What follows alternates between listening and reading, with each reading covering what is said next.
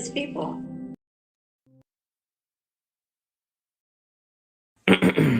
All right, here we go. Sorry about that. Welcome to Angel in the Afternoon. Sorry, let me adjust my mic. That means this is Angel in the Afternoon. I'm Angel Rivera alongside Alex Knight. I hope to get Witchy this week. I don't know. She might come on a little later. Hopefully she can. If not, it'll just be me and Alex this week. So let's see. What else can we do? We're gonna talk about let's see. Iran sending out an open letter to the American people. Pam Bondi was fired as Attorney General yesterday by Trump. And Tulsi may Um, be gone too. yeah, that's possible too. She's not gone as of now, as far as I know, but yeah, she possibly could be out as well. Let's see. First of all, how about them Yankees to start the season? I just finished watching the game a few hours ago, and I can't. I have no complaints so far. Yeah. But they are driving in. They're playing great baseball.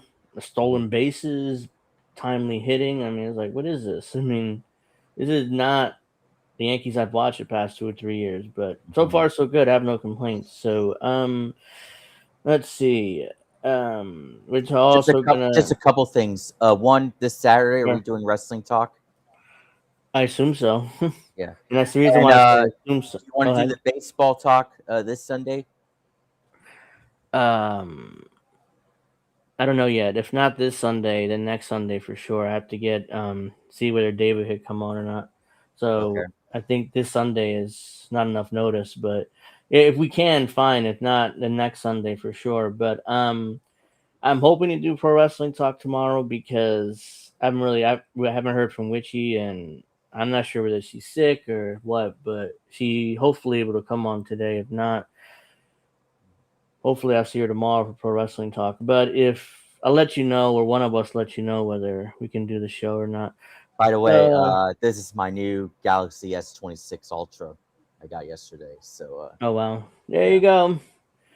We got ourselves a new phone here. Hmm. Or he does. Um let's see, what else? Gonna talk about z- um ICE killing another allegedly killing another Mexican detainee. They have in ICE custody. Let's see. $100 oil is solving Russia's budget problems, so this is benefiting Russia. All these high oil prices. Let's see. We got a few other things too. Let me start with where is that? Ah, right here we go. So I was kind of hoping to get Witchy, but she's not here yet, so I'm just gonna start. Oops, where are we? Ah, so it's starting. The process is starting, which Apple has gladly continued. Um, Apple iOS 26.4 forced kid mode on every UK user who can't verify their age with a credit card or photo driver's license. Millions of adults don't have either. Their phones are now filtered in their web browsing and scans their messages until they prove they are an adult, which they can't. So this is happening in the UK, Australia, and a few of the Asian countries too. So let's see here. Let me read the actual article though. Here we go. Apple UK age verification chaos. By the way, this is also Android is also doing this too. This happens to be an article on Apple, but Yeah. users face failed face scans, rejected passports, and forced content filters. This 67-year-old retired teacher who owned Apple products now since 2009 now has her web browsing filtered because she pays for everything with a debit card. Let's see. Apple iOS 26.4 age verification system is failing UK users who don't have credit card or photo card driving license, leaving them with no way to prove they're adults on devices they've owned for years. The system arrived without warning, without explanation, and without any apparent consideration for the people who don't fit Apple's narrow assumptions about what a British adult looks like. No warning, no communication. Apple sent no email, including no mention of age verification. iOS 26.4 release notes were shared publicly. Well, no, usually if you read the release notes or it usually tells you what's updated and what isn't. Okay, Steph said that she might be able to join on later after dinner. So yeah. Oh, see. By the way, we can't see our screens or Oh, our uh, faces. why not? Oh, I'm gonna have to. Where is that thing here? It's like it always gets lost. No, not that. Not that. Hold on, I'll figure this out eventually. Hmm. Uh, oh, here we go.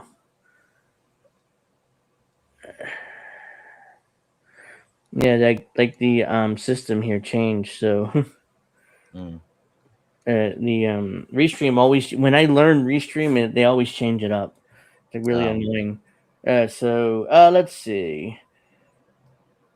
Unless you've been following the developer beta track, where the feature appeared in February, or reading the Reclaim the Net's earlier coverage, the first you knew about it was a prompt on your screen after restarting your phone.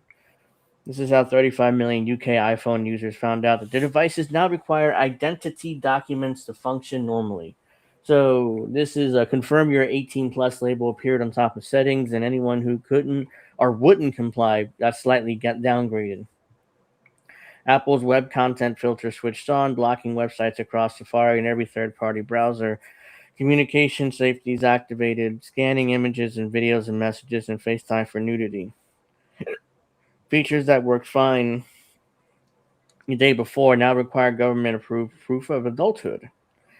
A company that controls what software runs on every iPhone it sells decided overnight that UK users needed to hand over identity documents to keep using the device they already paid for, and didn't bother to tell them it was coming. Let's see. Of course not. Look, the UK already has very repressive laws when it comes down to internet usage. So I'm not surprised that Apple and Android and a lot of these companies are bringing out these age filtering content in those countries first. Locked out with no path forward. The Reclaim the Net has heard from numerous UK readers who have been locked out since the update landed on March 24th. One reader, 67-year-old retired teacher, has used Apple products since 2009. He doesn't drive and never owned a credit card, paying for everything with a debit card from the same bank for over 30 years. Apple rejects debit cards entirely. Her iPhone now blocks certain apps, filters her web browsing, and scans her messages for nudity. That's outrageous. And debit cards, I mean, I don't know. I mean, to me, that's most kids don't have debit cards. I don't know why they don't accept debit cards. Another reader let his driver's license, lapse years ago and doesn't carry a credit card. His Apple account is 13 years old, likely 5 years short of the 18-year threshold Apple uses for automatic verification. Steph's Oh, jealous of me because I already got the S26 Ultra and she doesn't. uh, um, yeah. So if you have an Apple account for 18 years, then Apple just assumes you're an adult. Like, who has an Apple account for 18 years? I mean, I don't remember when I opened mine, but it wasn't 18 years ago. He Well, the tried only scanning. Apple account I still use today is iTunes. That's it. Um, uh, he tried scanning his passport only to discover Apple won't accept UK passports at all. Okay, they won't accept debit cards. Fine. A passport? Are you kidding me? Like that's like the number. That's like the most. What's what I'm looking for? It's like the best way to prove who you are is via your passport. But nope, that's not good enough for Apple. Instead, they want a license, driver's license, or a credit card for some reason. Um, a third reader, 74-year-old woman in Edinburgh, doesn't own a passport, a driver's license, or a credit card. She has no path through Apple's system whatsoever. Her phone now decides which website she's allowed to visit. These are not edge cases. Millions of UK adults don't carry credit cards. The UK has no national ID card system.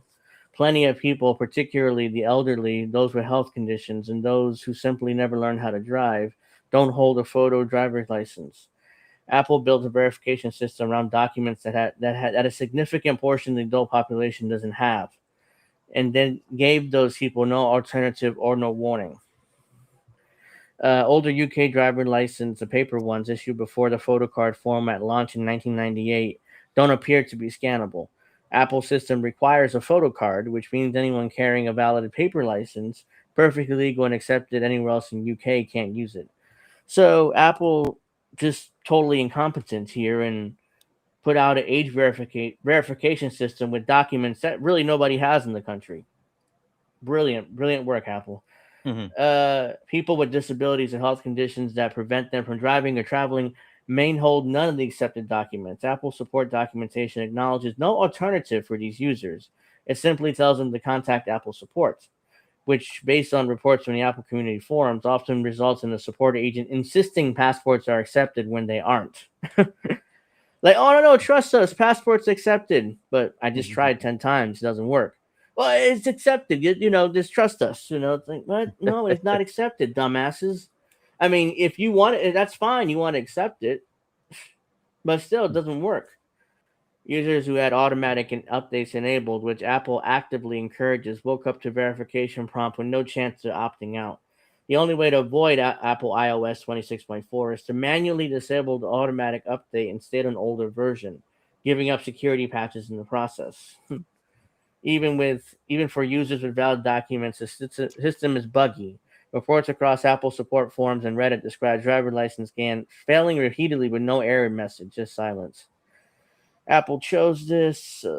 Apple arranged the verification as compliance with the UK's Online Safety Act. And the prompt tells users UK law requires you to confirm you're an adult. That's untrue. The Online Safety Act targets platforms and adult content website, not operating systems or app stores. Device level age verification isn't a legal requirement. Apple chose to go beyond what the law demands and then told users the law made them do it. So yeah, that's what I thought. I was like, wait, the UK Safety Act doesn't require people to do that. In fact, it just regulates children's and adult websites, not operating systems. So Apple did this on their own, lied about it, and then failed miserably at it. So this is not going well for them. Yeah. People paying the price are adults that Apple didn't think about when designed the system, forced to either take out financial products that they don't want, hunt down documents that they don't have, or accept that the iPhone in their pocket now treats them like a child. So there you go. If you're in the UK, you don't have proper documentation, or if you have no interest in giving Apple your documentation, you're pretty much fucked. So sorry to inform you of that. Uh, which we use Quiz True Shield, and Shield Plus to filter computers and phones for the Amish. Okay. She has a lot of Amish where she lives, so Yeah. we talked about that before. Web filtering Does is such a pain does in the does ass. a Steph, does Mike Figueredo live close to you as well? uh, okay, it's Quiz Studio. Let's see, what else do we have here? There's one more I wanted to read. Here we go. I thought this was interesting. Um, the Federal Trade Commission is warning payment processors stop cutting off people for financial services over their beliefs. People are losing access to their own money with no explanation and no appeal. No investigations have no investigation have been opened. No penalties have been announced. Just letters.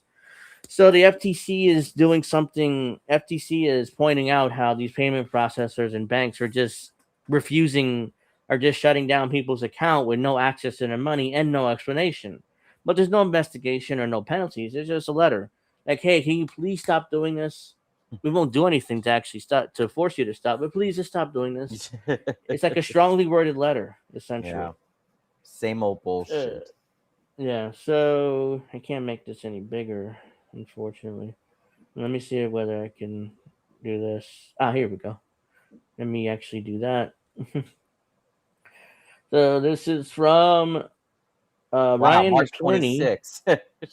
Yeah, this is from March 26th, like a week ago. Chief you, Executive you know why Officer. I said that, right?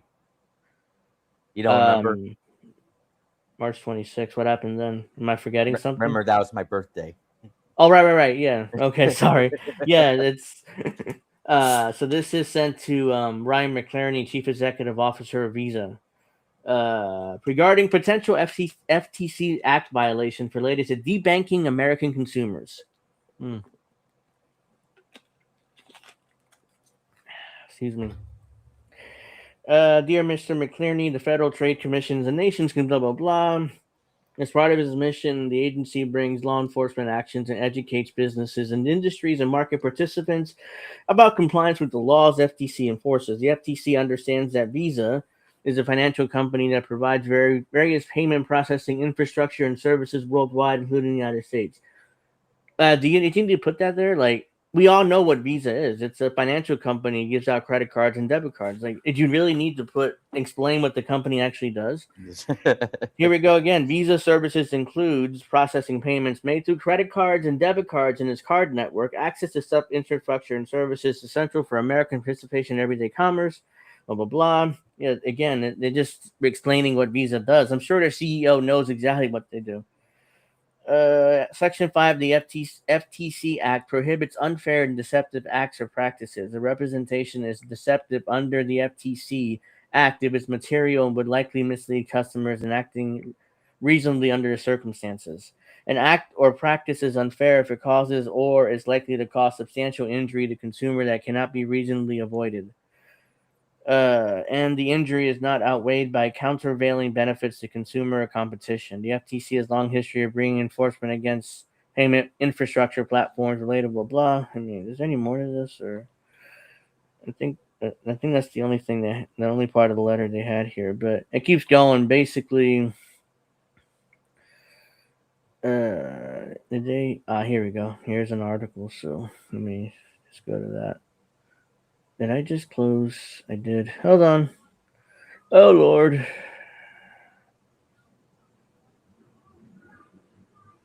Here we go. Sorry about that. Let's see.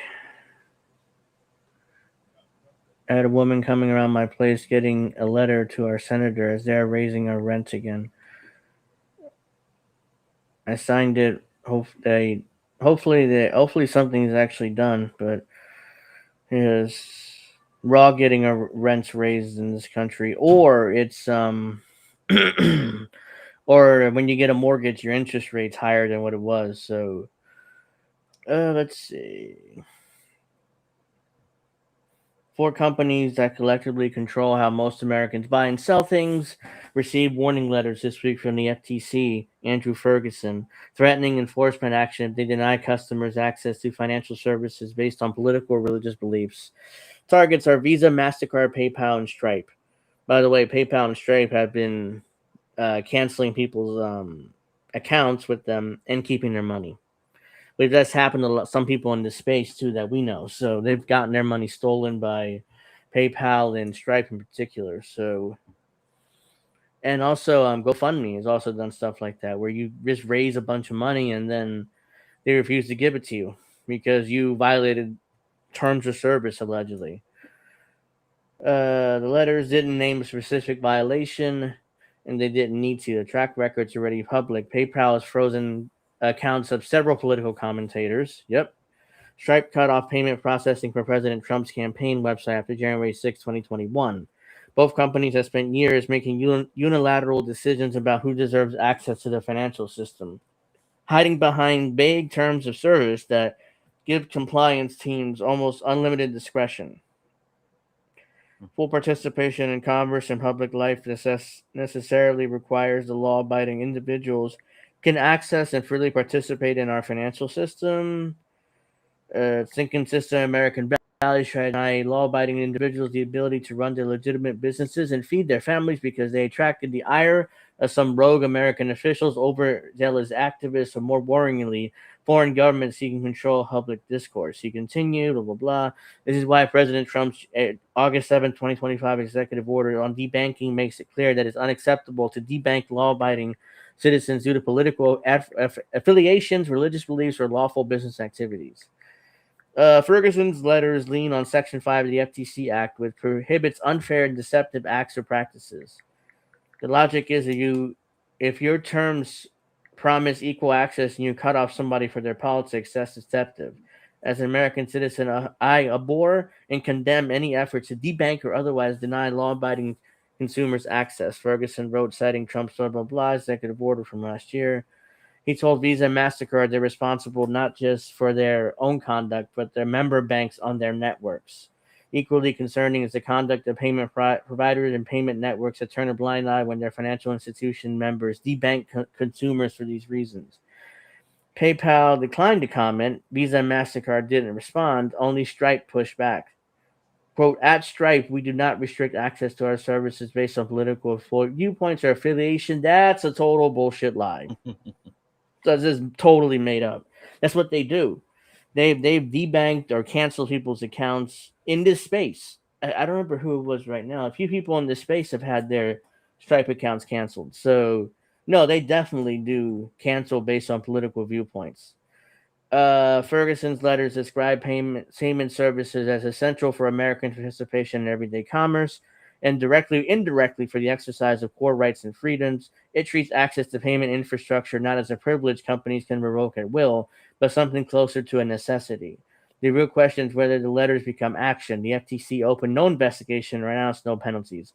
So, in other words, this is just a big virtue signal, and they're not going to open investigations or give out penalties. So, even if they opened a fake investigation, that would be a little better than just basically writing a letter, sending it to them, making it public, and not doing anything else after that. So, fuck off. Yeah, Shonda did pass away yesterday. Oh So, yeah, I heard about that. yeah, I was gonna probably bring it up at the end of the show, but Witchy brought it up now. So, yeah, so she did pass yesterday. Unfortunately, I'm sure everybody at this point knows. Unfortunately, she lost her battle with cancer. Fuck cancer, by the Yeah. way. So let's see. So overall, if the letter is, it's a letter, but ultimately, it's not much going to come from it, unfortunately. So, and even if let's say something came of it, what are they going to do? Going to give people their money back that they got robbed? No, they're not going to do that. So, all right. So let's go to. Let's see. Let's go to this. Yep. So as everybody knows, yesterday Pam Bondi was fired as Attorney General. I think Donald Trump is throwing her under the bus because of the Epstein thing. He doesn't want to take responsibility for it, so he just fired Pam Bondi Yeah. and basically blame her for the failures of the Epstein files or releasing them. So here we go. President Donald Trump fired Attorney General Pam Bondi on Thursday.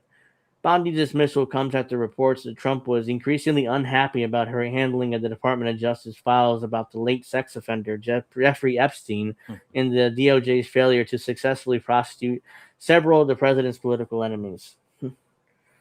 Deputy Attorney General Todd Blanche was served as acting Attorney General, said Trump, who in a social media post called his former criminal defense lawyer Blanche a very talented and respected legal mind. Trump is reportedly considering Lee Zeldin, the administration's Environmental Protection Agency head, as a permanent replacement for Bondi. So he's more of a zealot than Pam Bondi was. So if Lee Zeldin ends up being the Attorney General, he's definitely go after Trump's political enemies. So Pam Bondi didn't, but he's looking for somebody who's like, I don't give a damn. I'm going to go after people who hate Trump. So Lee Zeldin will definitely do that. Quote, Pam Bondi is a great American patriot and loyal friend who faithfully served as my attorney general over the past year. So yeah, Trump is basically buttering her. Oh yeah, she's a great friend, loyal friend who faithfully served me as my attorney general, but she has to go anyways. I thought Trump hired the best people. Guess not. He has to fire them. Pam did a tremendous job overseeing the massive crackdown in crime across the country, with murders plummeting to their lowest level since 1900, the president wrote. We love Pam, but she will be transitioning to a much needed important new role in the private sector. To be announced at a date in the near future, Trump said. So how does he know what job she's planning on taking? Like, he just said, oh, is she going in the private sector? Don't worry about her. Bondi, in a statement on X, said over the next month, I'll be working tirelessly to transition the office of Attorney General to the amazing Todd Blanche before moving on to an important private sector role I am thrilled about, where will continue to fight for President Trump and his administration. Well, she's gonna head up one of his PACs. That's what's gonna end up happening. Yeah. Like this important role in the private sector, while we'll continue to fight for President Trump, is like he's gonna head up one of his PACs or something. Like it's ridiculous. She's transitioning over to heading up one of his PACs, not working for an important law firm in Washington.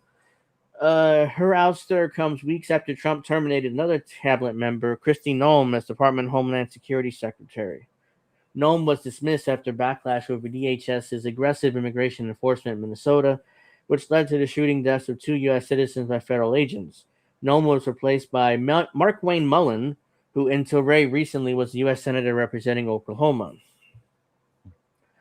So most likely a Republican take that seat anyways, which is why Trump chose Oklahoma Senator to take the place of Kristi Noem. The sands of her hourglass are about to run out. One source told MS Now earlier Thursday, noting that Trump in recent days has been talking to Republicans and allies about removing Bondi. Representative Thomas Massey, a Kentucky Republican, whose bill mandated the DOJ release all files related to Epstein, became law in late 2025. Said in an X post, "I support Trump firing Pam Bondi. Do you? I hope the next AG will." Again, this is Thomas Massey basically like, oh yeah, there's no guarantee Todd Blanche is going to release anything. So it's more like it's like firing somebody to replace him with somebody else who's probably going to replace him with Lee Zeldin. There's no guarantee Lee Zeldin is going to release the Epstein files either. So it's like, yeah. I hope the next AG will release all the Epstein files according to the law and follow up with investigations, prosecutions, and arrests, Massey said. Representative Nancy Mace, a South Carolina Republican, in a post earlier Thursday on X said, if reports that Lee Zeldin will be replacing Pam Bondi Attorney General are true, I welcome it. Bondi handled the Epstein files in a terrible manner and made the situation far worse than it had to be for President Trump, Mace wrote. I look forward to a new Attorney General. Trump in his second term is much more conservative in firing high-level officials than during his first term, which was marked by a series of abrupt terminations, including his first Attorney General, Jeff Sessions. Trump fired Sessions late in 2018 after the then Attorney General recused himself from overseeing DOJ investigations of the 2016 Trump presidential campaign's contacts with the Russians, which led to the DOJ's appointment of Special Counsel Robert Mueller to handle that probe. Jesus Christ. Let's see. Bondi is widely seen having bungled the release of the files related to Epstein, who years ago had been a friend of Trump. Bondi, after Trump regained the White House last year, initially promised to release DOJ documents about Epstein, whose criminal activities had been keen interest to the president's MAGA political base. She later reneged on that promise after making a show of giving social media influencers friendly to Trump binders of documents turned out to include information about Epstein that was previously publicly available. Congress later overwhelmingly passed a massive bill mandating the DOJ release all its files about Epstein on December 19th, which Trump begrudgingly signed after opposing the effort for months. Although the DOJ did release many documents by that date, it still failed to release millions more until weeks later, and even then has still withheld documents. March 17th, the House Oversight Committee issued a subpoena to Bondi, compelling her to sit for deposition about DOJ's handling of Epstein files on April 14th. Apparently, this is probably a lot of the reason why Trump fired her, because this is a subpoena out there to be deposed on April 14th. So, Robert Garcia, a Democrat who was on the oversight panel, ranking member, in a post on X on Thursday, wrote, Pam Bondi, Donald Trump may think her firing gets her out of testifying. They are wrong. We look forward to hearing from her under oath, Garcia says.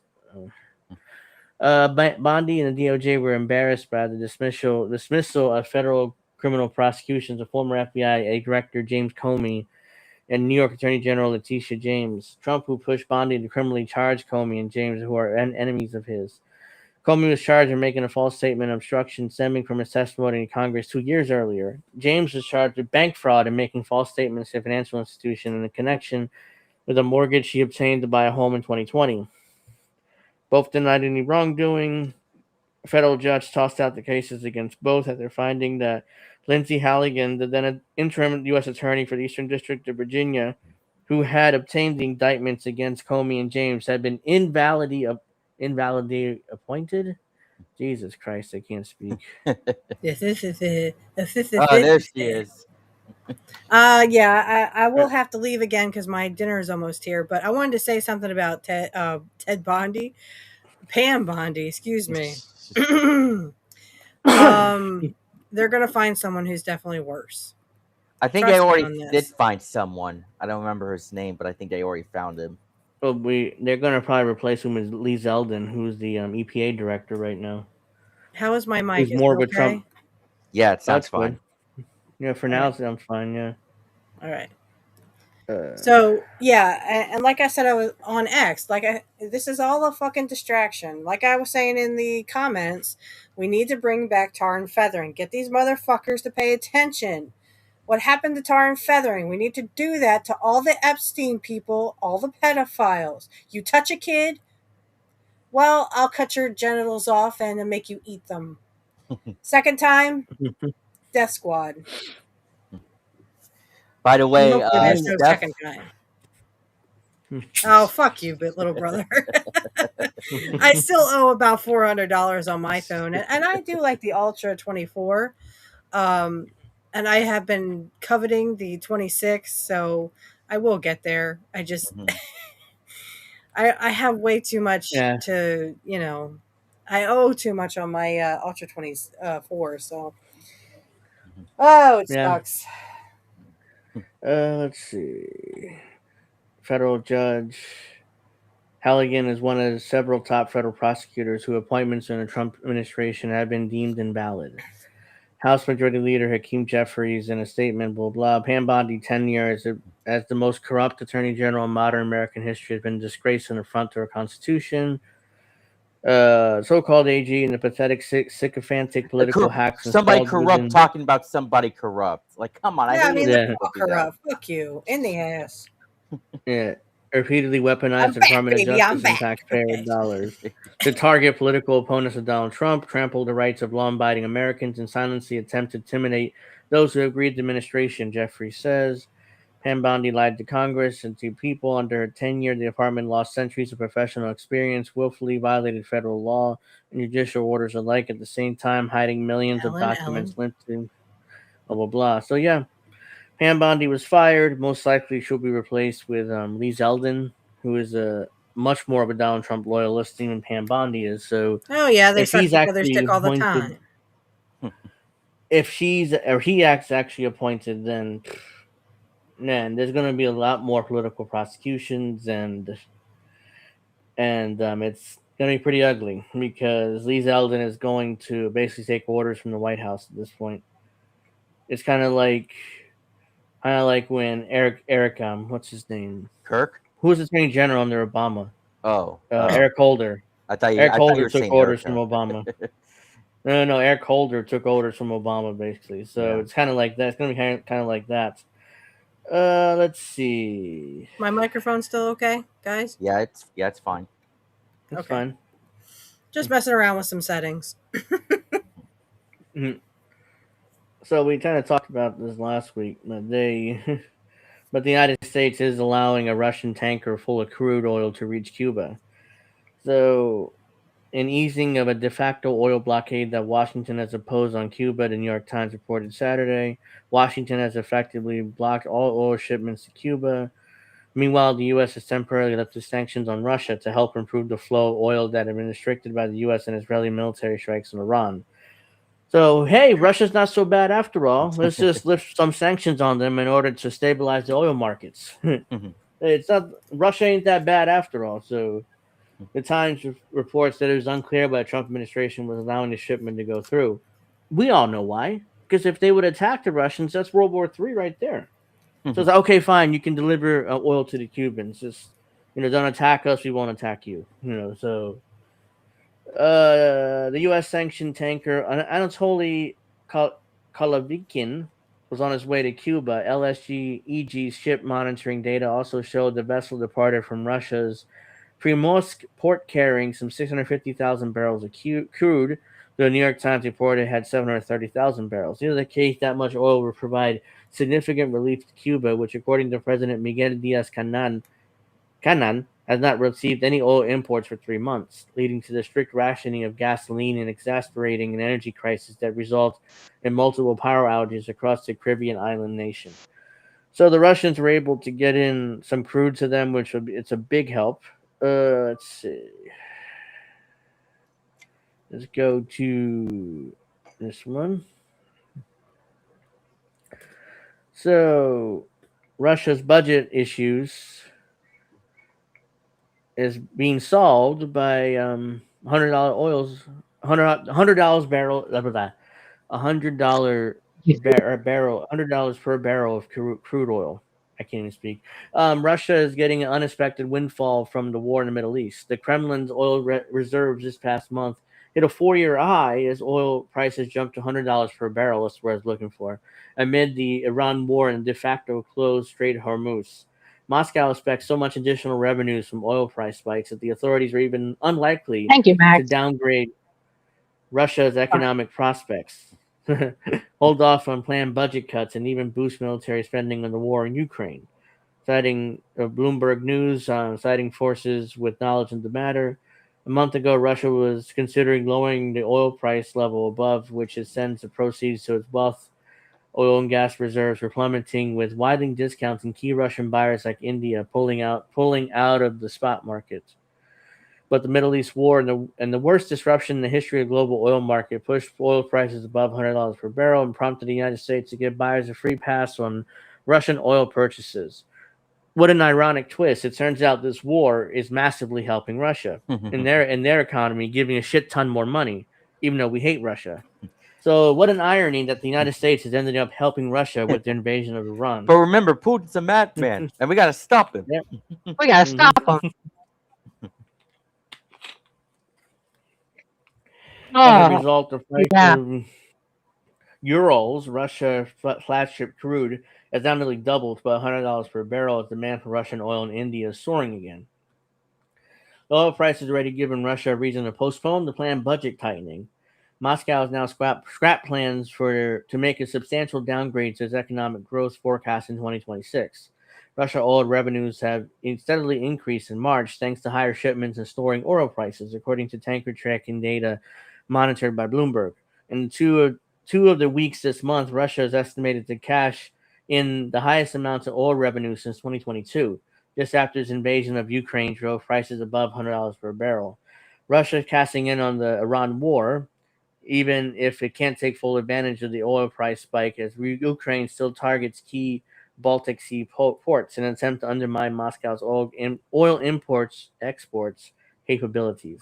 So the ironic twist is war in Iran is helping Russia massively, and now you're going to have more money for weapons, you have more money for troops, and more money put into the Ukraine war. So, and the United States is already showering on the war as it is, not giving as much money as Ukraine as it used to. Most of that money is going to Israel to bomb Iran. So, Well, and here we go again. I was right that Iran, all they had to do was what China would have to do and stop trading with the U.S. And look what happened. Our economy is in shambles. People can't afford shit. That's all Iran had to do. And they're doing it. And fucking Trump is like, my dick is big. My dick is big. Are you saying my dick's not big? Well, you're wrong. It's fucking small, dude. Just shut the fuck up. It's not fucking kids. So I'm just I'm going to read the letter that the Iranian president, the open letter that the Iranian president wrote to the American people. So this is not a letter to All right, I'm gonna Washington. go. This is Wait, hang on, Angel. I'm gonna go eat supper. I'll be on mute, so I'm gonna listen to everything you have to say. Mhm. okay. But I'm gonna go eat. I'm starving. Okay, All right. that's fine. So this is the letter that the Iranian president wrote to the American people. So it's an open letter. I'm going to read it. In the name of God, the compassionate, the merciful, to the people of the United States of America, and to all those who, amid a flood of distortions and manufactured narrative, continue to seek the truth and aspire to a better life. Iran, by its very name, character, and identity, is one of the oldest continuous civilizations in human history, going back to the Persian Empire, going back further than that. So, Iran, yeah, it's very old, one of the oldest civilizations. Despite historical and geographical advantages at various times, Iran has never in its modern history chosen the path of aggression, expansion, or colonialism or domination. I like how he clarified that to modern history, because the Persian Empire definitely chose the path of aggression, expansion, and colonialism. So I'm glad he said modern history. But I'm about to say, it's like, yeah, that's not really true. Even after enduring occupation, invasion, and sustained pressure from global powers, and despite possessing military superiority over many of its neighbors, Iran has never initiated a war. Yet it has resolutely and bravely repelled those who have attacked it. The Iranian people harbor no enmity towards other nations, including the people of America, Europe, or neighboring countries. Even in the face of repeated foreign interventions and pressures throughout their proud history, Iranians have consistently drawn a clear distinction between governments and the peoples they govern. This is a deeply rooted principle in Iranian culture and collective consciousness, not a temporary political stance. For this reason, portraying Iran as a threat is neither consistent with historical reality, nor with present day observable facts, such as a perception is the product of political and economic wins of the powerful. The need to manufacture an enemy in order to justify pressure, maintain military dominance, sustain the arms industry, and control strategic markets. In such an environment, even if a threat doesn't exist, it's invented. That's 100% true. This part there, again, this is describing exactly what the U.S. does. We always have to have an enemy. Yeah. Either it was the communists after World War II, the Nazis during World War II, the North Koreans, the communists again, or then in Vietnam, communists. So let's say throughout 1945 to 1992, it was always communists. We were always fighting communism. We were attacking communism. That was our main enemy. Once communism fell, it kind of became Arab terrorists. The World Trade Center attacks in '93, the first ones. I remember I was a kid then, and that was kind of like scary.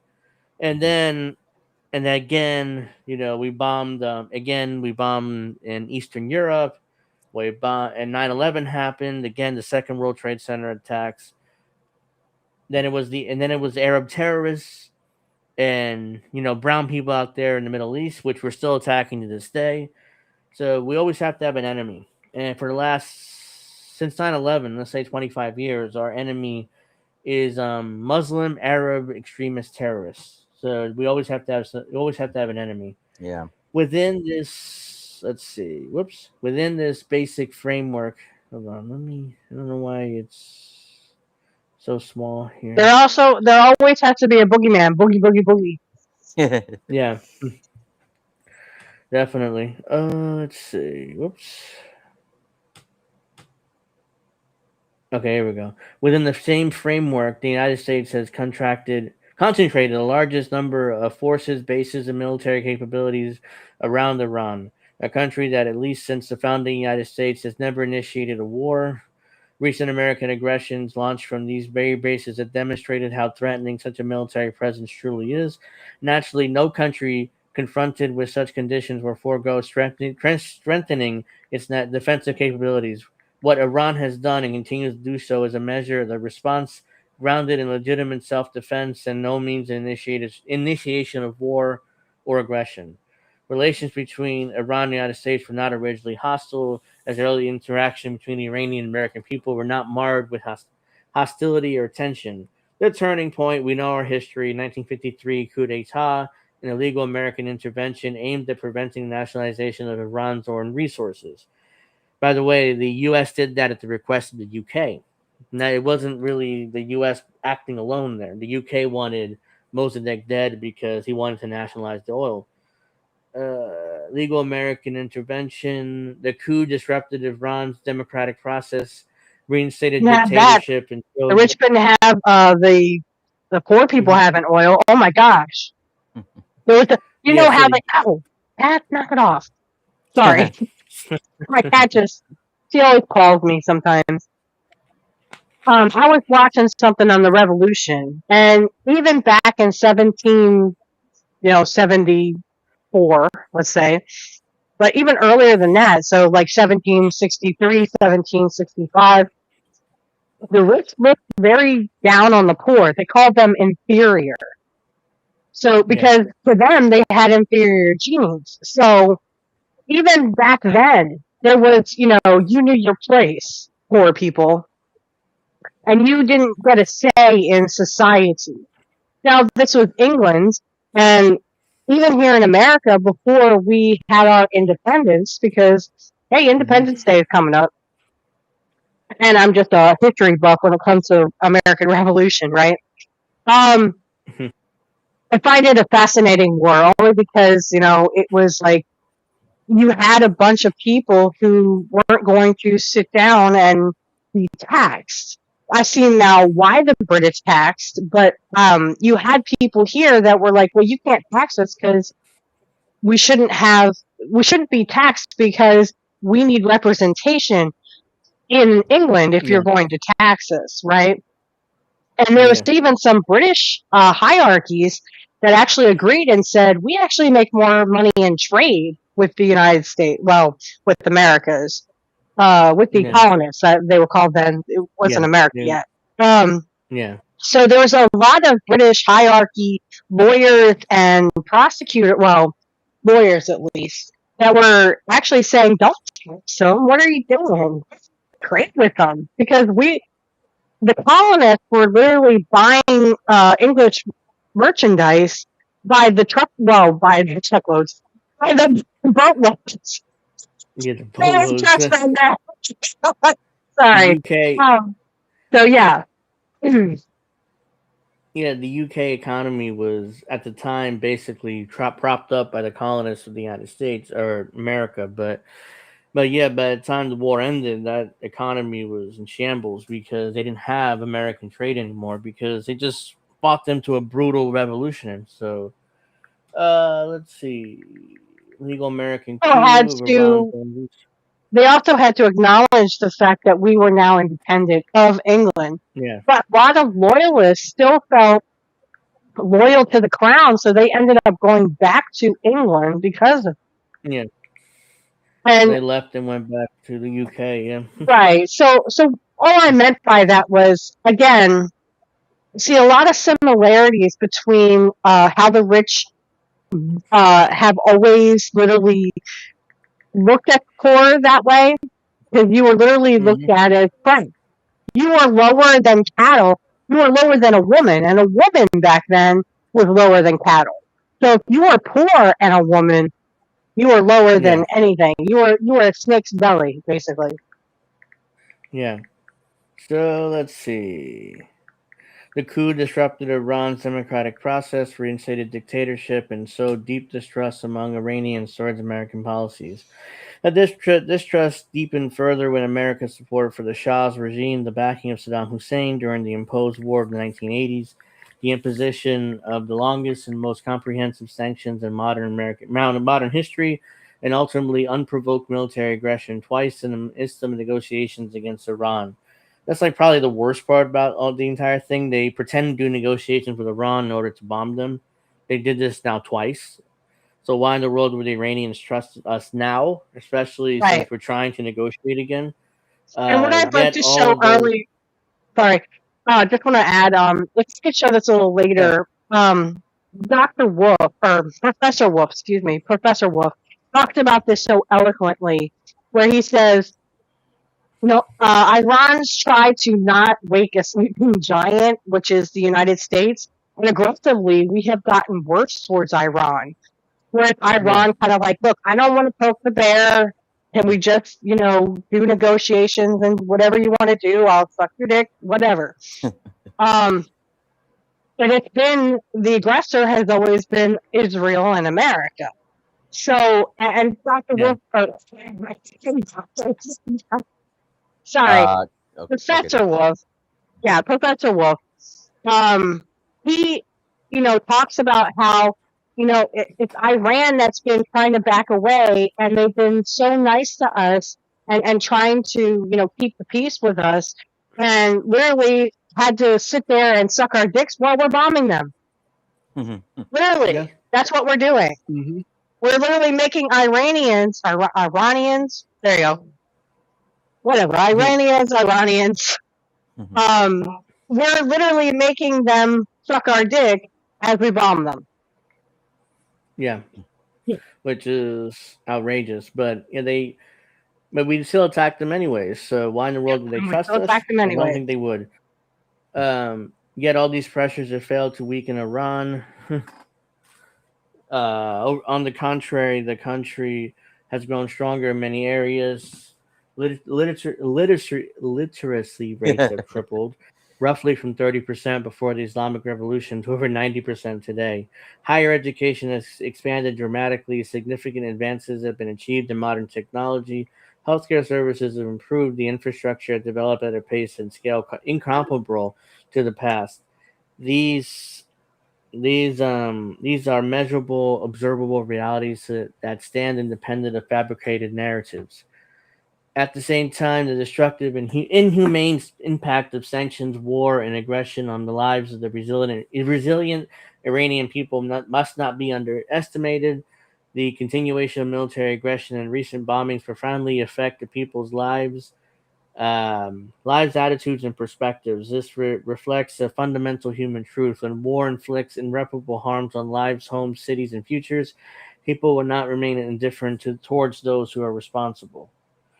The fundamental question: exactly which of the American people's interests are truly being served by this war? Was there any objective threat from Iran to justify such behavior?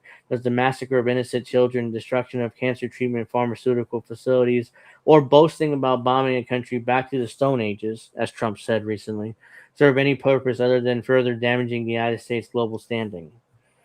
Iran has pursued negotiations, reached an agreement, and fulfilled all its commitments. The decision to withdraw from that agreement, escalate towards confrontation, and launch two active aggressions in the midst of negotiations were destructive choices made by the U.S. government. Choices that have served the illusion of a foreign aggressor. Attacking Iran's vital infrastructure, including energy and industrial facilities, directly targets the Iranian people. Beyond constituting war crimes, such actions carry consequences that extend far beyond Iran's borders. They generate instability, increase human and economic costs, and perpetuate cycles of tension, planting seeds of resentment that will endure for years. This is not a demonstration of strength, it is a sign of strategic bewilderment and an inability to achieve a sustainable solution. The sustainable solution is making as much money as we can for defense contractors. That's the only reason why we're doing this. Oh, and oil. I concur. Yes, absolutely. Here. And that oil is going to be sold in the world market. It's not going to come to the United States. And even then, let's say it came to the American people, I don't think it's justified anyways. I mean, we're just killing innocents just to bring oil here and make it like 20 cents cheaper. No, that's not justified to me. That's not happening anyways. Right, but we have oil pipelines that we've never seen a goddamn drop of. And then why? Because our leaders would rather sell it to other countries for high prices, and give it to the rubble of the poor people in America. They don't give a fuck about us. They don't care if we can't put gas on our cars because we need to go to work. Oh, well, you just lose your fucking job. Guess what? Now you're fucked. And they don't give a fuck. Look at how they talk to about us. Well, I have this pod, people. This. Yeah, that's what rich people think of you. They literally think you are a cockroach and don't deserve to live. You own nothing, be happy, and eat the bug. Mhm. Yeah. Well, that's let's see here. That's why Iran did it. They did it to show America, hey, you can't make us suck your dick and expect us to not get some kind of revenge on you after bombing us. With the help of Israel, I might add. The next step is attacking the homeland, attacking the Exactly. Iranians, attacking here in the United States, and Right. that's pressing the red button for them, because once that happens, and I think it will happen at some point, which is why, because that's the only step left, because they've already bombed all the military bases in the Middle East. The next step is bombing the homeland, somewhere here in the United States, most likely New York or LA. So that's the biggest cities, or Washington. So, but that's pressing the red button for them, because Well, and if that's that happens, also, if I could just say you one know, more thing, well, two more things. yeah, I think we should bomb Trump back to the Stone Age or send him back to fucking Scotland or something. And Um, bomb Israel. and bomb Israel. Bomb Israel. I'm all for that, yes. Mhm. And you know how it's funny that all these Israeli leadership, they're all Ukrainians. Isn't that hilarious? But no, yeah, like, I don't think Iran wants to do this, but I think they're being herded or at least challenged by the rich people who they want an attack. Especially from Iran, because an attack in the United States gives them leeway to bomb Iran back to the Stone Age. That gives them the right. Hey, well, you attacked us, just like supposedly Iraq did on 9/11, which they didn't because we have evidence that they didn't. yeah. But again, even if Iran doesn't and they back down again, there's still going to be some kind of attack that's going to be blamed on Iran anyway, so that they can have their leeway of going into Iran somehow and bombing them, as Trump says, back to the Stone Age. This is is where the I say evidence we right need here. to- This is the Right. evidence. This is the evidence right here, right? And I say that's where we start tar and feathering these politicians, especially because they're fucking kids. I say we bring back Yeah. tar and feathering. That's the least a politician deserves. Yeah. He talks about, is it also the case the American entered this aggression as a proxy for Israel? Yes. Influenced and manipulated by that regime? Yes. Is it not true that Israel, by manufacturing an Iranian threat, seeks to divert global attention away from its crimes for the Palestinians? Yes. It's not evident now that is it not evident that Israel now aims to fight Iran to the last American soldier and the last American taxpayer dollar, shifting the burden of its delusions onto Iran, the region, and the United States itself into pursuit of illegitimate interests? Who also pushed us towards the Iraq War? Netanyahu. He testified in front of Congress talking about 25 years ago, talking about how Saddam Hussein and Iraq had weapons of mass destruction. He knew they didn't, but he lied to Congress because he wanted us to invade Iraq for him. So he's been doing this for decades. Is America first truly among the priorities of the U.S. government today? I invite you to look beyond the machinery of misinformation, the integral part of this aggression, and instead speak to those who have visited Iran. Observe That's the problem. This is them. not America first. This is Israel first. And again, who Yeah. benefits from all this? The rich. The rich motherfucking cocksuckers who literally are defense contractors who get very rich off of any war that they do. Defense contractors in the oil industry, benefit from this war massively. Not the American people. Nope. The integral part. Look at I'm trying to think of her name. Whitney Webb said that the rich consider us little goblins, that we need to stay in our little bubble, little stacks, because we're little goblins that don't know anything. Yeah. Observe an integral part of this aggression. Speak to people who visited Iran. Observe many of the accomplished Iranian immigrants educated in Iran who now teach and conduct research at the world's most prestigious universities, or contribute to the most advanced technology firms in the West. Do these realities align with the distortions you have been told about Iran and its people? Today, the world stands at a crossroads. Continuing along the path of confrontation is more costly and futile than ever before. The choice between confrontation and engagement is both real and consequential. The outcome will shape the future for generations to come.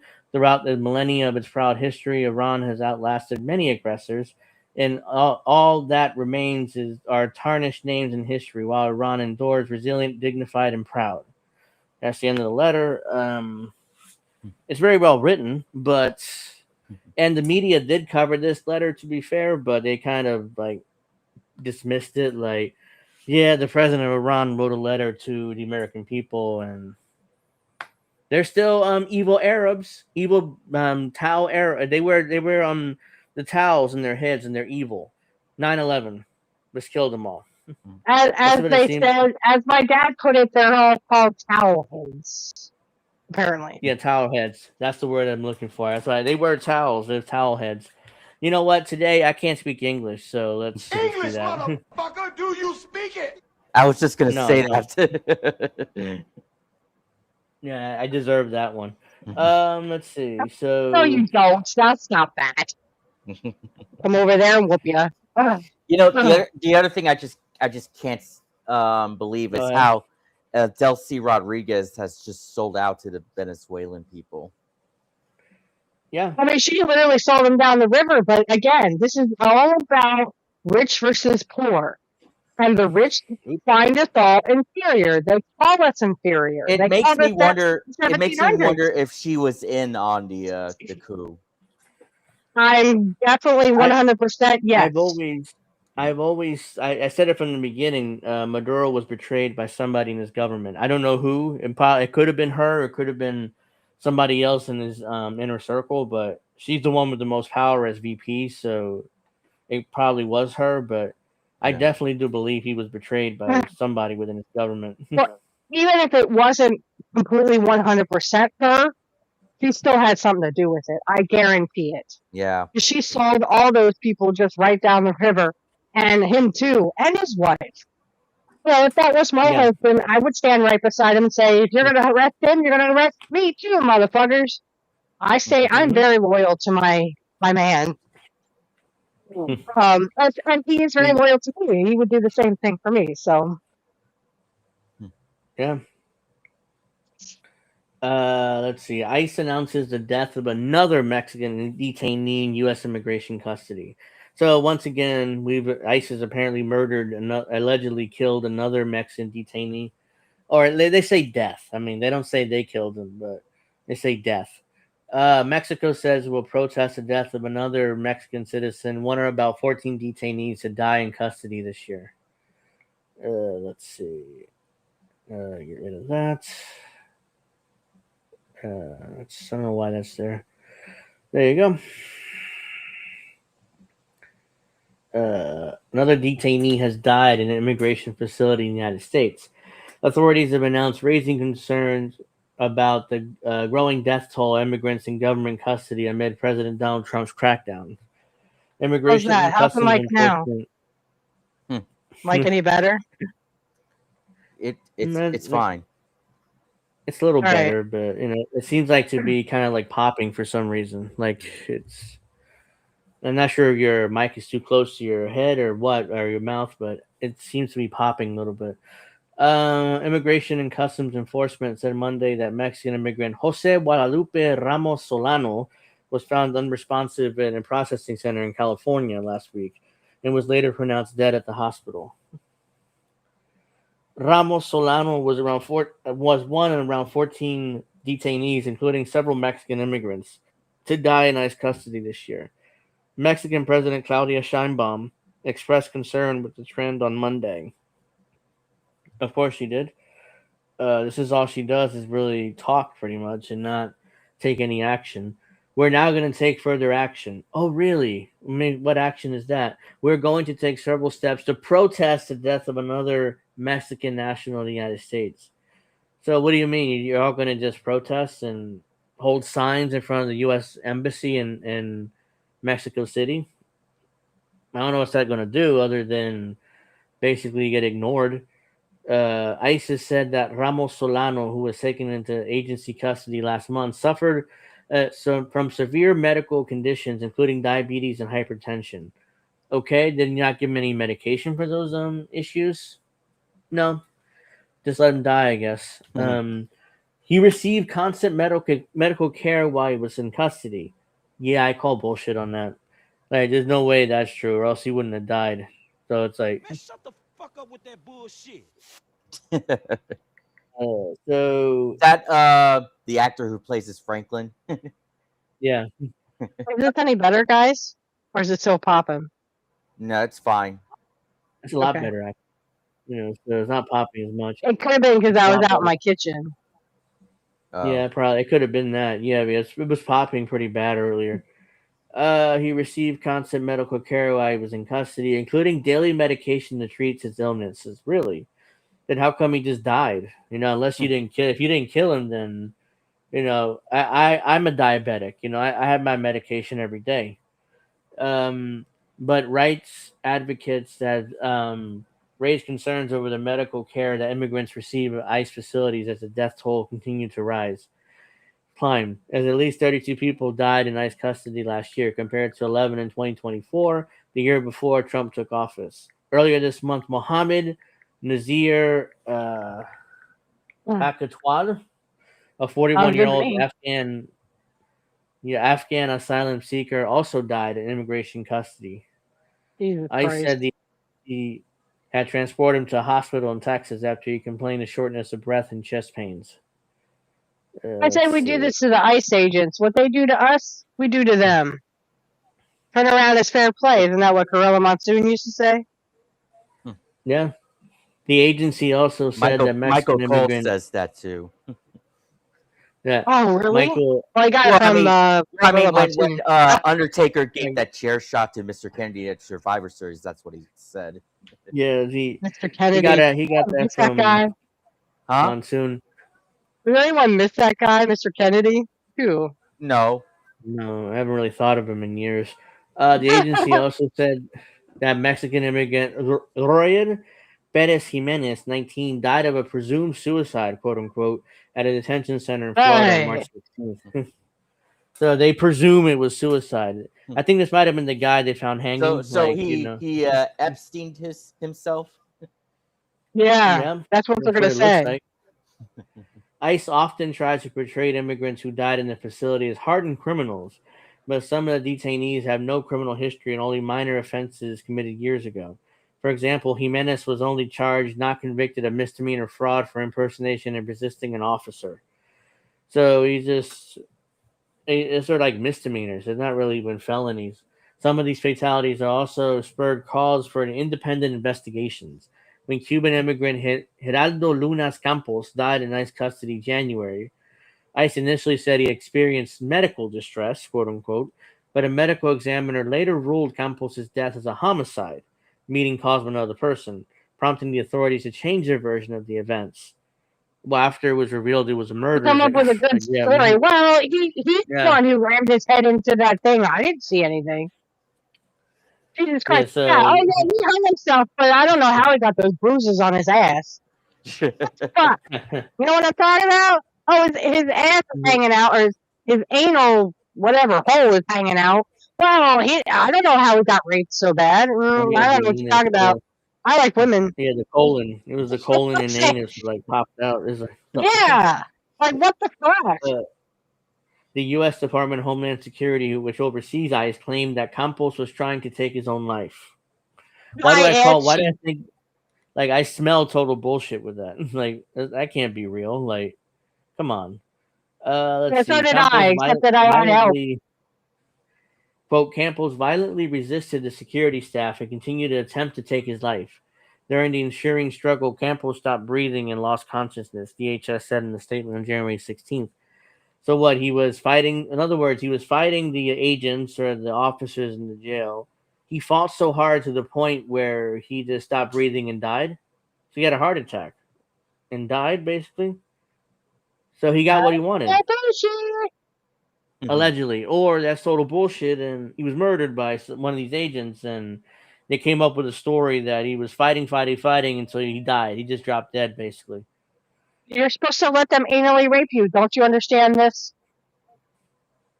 Yeah, since returning to the White House, For his second presidential term in January 2025, Trump has launched a nationwide campaign to detain and deport undocumented immigrants. The crackdown has also targeted immigrants who are in the U.S. legally, including permanent residents, for engaging in activism against Israel's genocidal war in Gaza. That was that guy Mohammed. What's his name? The one they arrested and Oh yeah, I like a year ago. yeah. When he first took office, Yeah.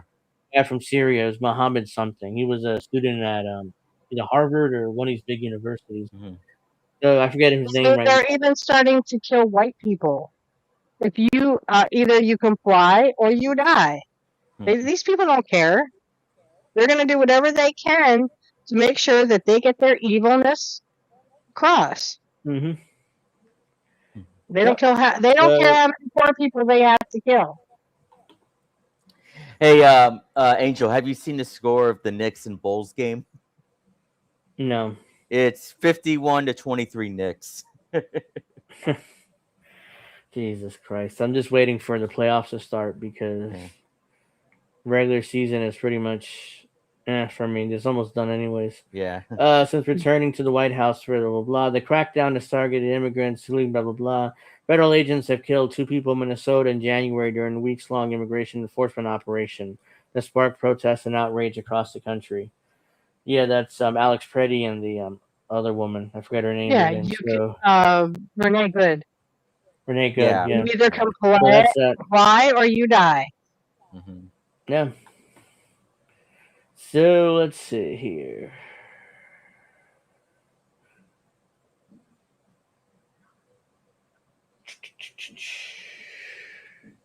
So now, after all of this, after how much we hate the Russians, now all of a sudden, Zelensky allies urge Ukraine to halt attacks on Russian energy. Why? Because they need Russian energy now in order to stabilize the oil markets. I guess They don't Trump have was right Russian. when he told Zelensky that he doesn't have the cards. Oh, he definitely doesn't have the cards. Now he got nothing.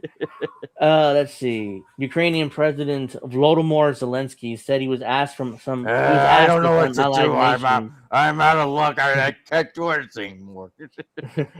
He was asked I'm by some surprised they allied haven't. nation. I'm really surprised they haven't off this guy already. I know. I don't Yeah, know I'm why he's surprised still he's in still charge. alive. I don't understand. Maybe he Trump took hasn't outlived office his and- universe yet. You know. Yeah. He was asked by some allied nations to halt attack on Russian oil infrastructure amid the U.S. and Israeli war against Iran. The Middle East conflict that resulted in damage to the energy infrastructure in a number of countries, and Tehran has closed the Strait of Hormuz. Speaking with reporters via WhatsApp, Zelensky said on Monday, "We have received messages from some of our partners asking about how our responses against Russian oil sector, the energy sector, can be reduced." So they need Russian oil in order to stabilize the markets and maybe lower the price of oil, and they don't want Zelensky attacking Russian oil anymore. Zelensky said he would not curtail attacks on Russian oil sites unless Moscow agreed to end attacks on Ukraine energy infrastructure. Ukraine and Russia have carried out numerous strikes against energy infrastructure. Western countries, including the U.S., have aided Kyiv in striking Russian oil sites far from the front lines. Last week, Ukraine hit the Usta Luga oil terminal in Russia. Zelensky claimed the attack shut down 60% of the plant's export capabilities. Remember, World the energy majority prices- report fucks still support Ukraine. Well, of course they do, because they are Democrats, and Democrats love that war. World energy prices are on the rise because of the raging war in the Middle East. In response to the U.S.-Israeli surprise attack, Iran closed the Strait of Hormuz in response to Israeli and U.S. attacks on Iranian energy sites. Iran has targeted oil infrastructure across the region. Monday, President Donald Trump threatened to escalate the attacks on Iranian civilian and energy sites. Economists warn that the war is creating an oil crisis worse than the world experienced in the 1970s. We talked about this last week, 2 weeks ago, actually, because I tend to think that we're going to have an oil crisis again, unless the Russians save our asses, and sell us cheap oil. But like I said at the time, Not just this that. woman became.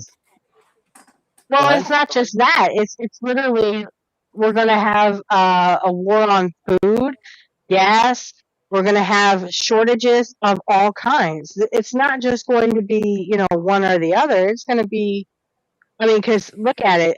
Here in Pennsylvania, gas is over $4 now. Food again Tough. went up here in Pennsylvania. Everything is going to go back up, and guess what? The rich are going to go, I don't fucking care. I can afford it. Fuck you, poor people. So we're pretty much fucked. Russia expels British diplomats over alleged economic espionage. So let's see. Russia's foreign ministry said Monday that it would expel a British diplomat after he was accused of being an undercover spy and engaging in economic espionage. The FSB security service alleged that earlier that the second secretary of the British embassy in Moscow, who was identified as Albertus Gerodonas Jans Van Rensenberg, that's a long name, that's a mouthful, had knowingly provided false information when obtaining permission to enter Russia. It claimed that Jans van Rensenberg was involved in subversive intelligence activities that undermined Russia's national security. The FSB said that it had evidence that the diplomat tried to obtain sensitive information during informal meeting with Russian economic experts. As a result, Jans van Rensenberg had his diplomatic accreditation removed as ordered to leave Russia within 2 weeks. The British embassy in Moscow dismissed the allegations and called the expulsion completely unacceptable. Russia has pursued increasingly aggressive and coordinated campaign of harassment against British diplomats, pumping out malicious and completely baseless accusations about their work, the embassy said in a statement sent to the Moscow Times. The embassy did not identify the diplomat by name in its statement. A Russian state TV report said Jans van Rensenberg was the 16th British diplomat to be expelled from the country in the last 2 years. Wow, quite a lot. In January, the FSB accused another employee at the British embassy in Moscow of being an undercover spy and ordered him to leave the country.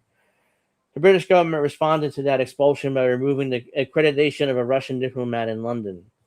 Relations between Russia and the United Kingdom have been at all-time low ever since the full scale of Ukraine in 2022. Yet, even before the war, tensions have been brewing over a slew of espionage and interference scandals, including the 2018 poisoning of former Russian spy Sergei Skripal in Salisbury. So, yeah, there you go. The Russians are expelling British spies or British embassy members for allegedly being spies. And they, so the Russians and the Brits are fighting each other basically by expelling their diplomats. And it'll probably continue to happen because they're not going to have a direct confrontation between two countries because you're two nuclear powers. So there you go, guys. Let's see. At least they didn't hang them. That's what they used to do to spies. They used to hang them. Well, yeah. And hang them high. Oh, yeah. Definitely. Yeah. So we got to kind of have a conversation about Trump's his new $1.5 trillion military budget proposal. Which Democrats support, by the way. Yeah, Democrats support, and everyone else can just go fuck themselves because poor people be damned. I've seen the numbers. They're going to cut they're literally going to cut everything that poor people need to the fucking bone again, and the rich people are just happy as pie because they can afford fucking everything. So, go ahead, read it. I've seen Trump's budget, and it's like, it's draconian. It cuts everything except for the military. Everything. Yep. Even NASA, the FBI, I mean, except for ICE, but everything else gets cut pretty much in order to justify this $1.5 trillion military budget, rather. So, to the bone. They cut everything to the bone. Yeah, so I don't think this exact bill is going to pass anyways because it's just so draconian that even a lot of Republicans are like, yeah, we're not going to vote for this. I mean, we want to give you $1.5 trillion, but we can't cut everything. I mean, come on. I mean, you're going to destroy our chances of re-election. Yeah. So I don't think that version will pass. He'll get $1.5 trillion, but they'll get it some other way. They'll have to cater to the poor for a little bit. Yeah. Yeah, so they have to throw some bone. They can't just cut everything. So let's see. Trump sent to avail $1.5 trillion military budget request amid raging war in Iran. President Donald Trump is expected to unveil unveiled its request for $1.5 trillion military budget for the fiscal year 2027 on Friday, Reuters had reported, marking a 50% increase from this year's already massive budget. The 2026 military budget marked the first to officially exceed $1 trillion, which was achieved by Congress passing a 2026 National Defense Authorization Act worth about $900 billion and combining with $150 billion in supplemental military spending that was included in the so-called Big Beautiful Bill, a reconciliation bill that became law last year. The White House is expected to go with a similar strategy to reach $1.5 trillion and may request an NDAA worth about $1 trillion or less and seek a supplemental spending bill for $400 to $600 billion. Republican leadership in Congress has already begun working on a NDAA here. potential. Yeah, Not that's an what I said. NDA, it's an NDAA. You said NDA. I was like, wait, what? A non-disclosure agreement. Republican leadership in Congress have already begun working on the potential supplemental. Trump administration is also expected to ask Congress $200 billion in emergency spending, quote unquote, for the Iran war, mainly to replenish the air defense munitions and missiles so far used in the conflict, which has been raging for more than a month. It is unclear if the $200 billion for the Iran war can be an addition to the supplemental for the 2027 budget. Reuters reported that the massive $1.5 trillion request will include $185 billion for the Golden Dome project, which again is impractical, but they don't keep pouring money down that drain. Trump plans for new major military defense Gets it out of the systems for all hands of the poor people who don't know how to use it properly, or the poor people would be rich. I'm sorry, the inferiors, as they call those. Yeah, they're trying to build a massive dome based on the Iron Dome in Israel, but a lot bigger. And the Iron Dome barely works, by the way, so it's not like it even works. A major missile defense system for all the territory of the United States, which would be a major boondoggle for U.S. weapons makers and spark a new arms race. The report says that the administration also plans to use money to fund more weapon production for the goal of deterring China to replenish weapons used in the Middle East wars and in Ukraine. Bloomberg reported that the White House budget plan will frame the Republicans' midterm election message around a massive military buildup, particularly paid for by cuts to domestic agencies. The request will come as U.S. appears to be on the cusp of launching ground operations against Iranian islands and ports, which will lead to significant U.S. casualties. By the way, the midterms is key. The Democrats win the midterms. They're not passing this version of the budget. No. The Democrats will give Trump $1.5 trillion. There's no doubt about it. I'm not saying they won't, but they're not going to pass that version of that budget if Democrats win. So, which I think they will. I thought that the Democrats were 1,000% better. Yeah. Oh, yeah. No. 1 trillion times better. That's I'm sorry, 1 trillion times better than Republicans. Yeah. Let's see. At the beginning of his term, reload. At the beginning of his term, Trump suggested he was interested in reducing the military budget. Yeah, he just said that just to say it. He was never interested because Trump, I created the greatest military in the world. I created the greatest military in the world. He wasn't going to cut the military budget.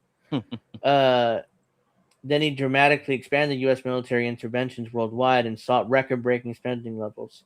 While 2026 marked the first time that the U.S. had an official military budget over $1 trillion, the true cost of annual U.S. military and national security spending exceeded $1 trillion for many years. When taking into account factors such as budgets for the Department of Homeland Security and Veterans Affairs, the national security share of the interest accrued in the U.S. debt. So, there you go. Yeah, Trump wants $1.5 trillion. Congress is going to give it to him, no matter if it's a Democrat or Republican in charge. Get that. Could you restate the question? What? No, I can't restate the question. Shut up, Siri. That was, it keeps it just turned on again. So yeah, Trump wants his $1.5 trillion. Democrats will give it to him. Republicans will give it to them. Doesn't matter. So let's see here. Wait, can I show this video real quick of Professor Wolf? There's no music in it. I don't see why not. I don't know. I don't think he does music. Okay. Let me do that first.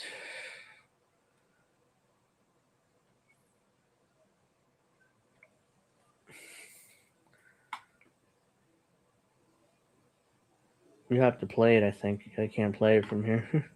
Yeah. Let me know if it's too loud. Welcome, friends, to another No, it's Wolf fine. Responds. Okay. I want to talk to you today, even though it's my birthday, about something that is even more important than that.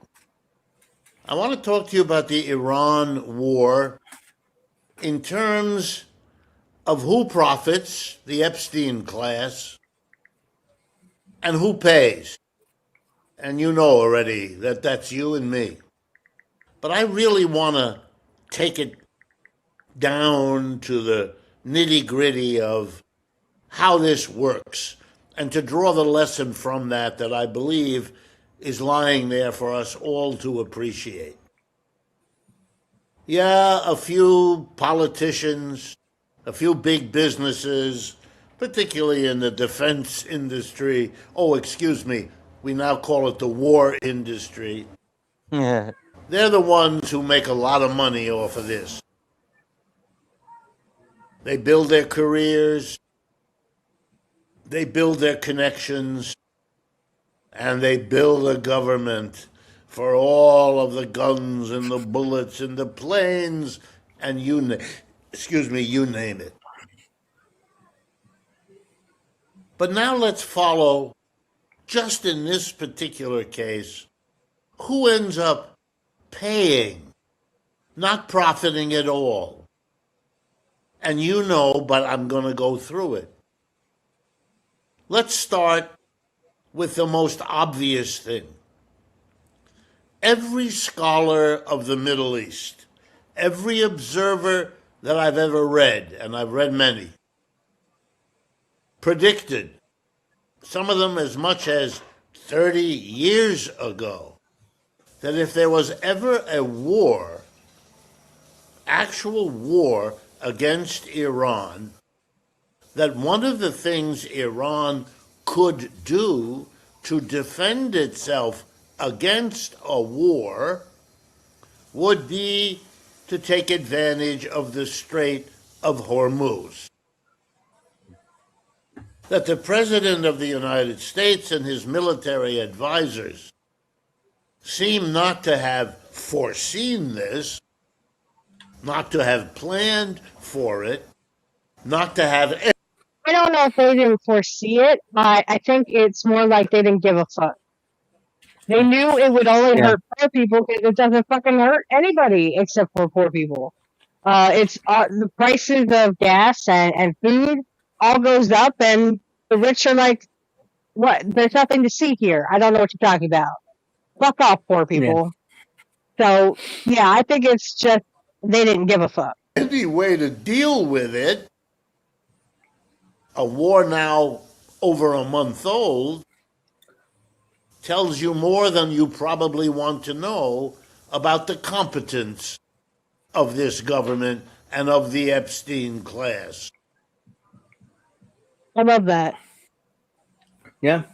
Of course, Iran closed the Strait of Hormuz and I love it how he calls them the Epstein class, because that's what they are. They're all fucking pedophiles. They don't give a fuck about poor people. Yeah. They don't care about you and me. These people care that they're making money hand over fist, and they don't give a fuck that Iran has done this. They wouldn't give a fuck if China did this. All China has, they don't even have to put boots on the ground. All China has to do is stop literally trading with America, and we're all fucked. Stuff will go up, and it's continuing to go up. And I want to do this to give your voice a rest here. So, more of this. keeps it closed. And what that does, as everyone predicted for many years, is impede the flow of oil. Why is that important? Oil comes on tankers, much of it.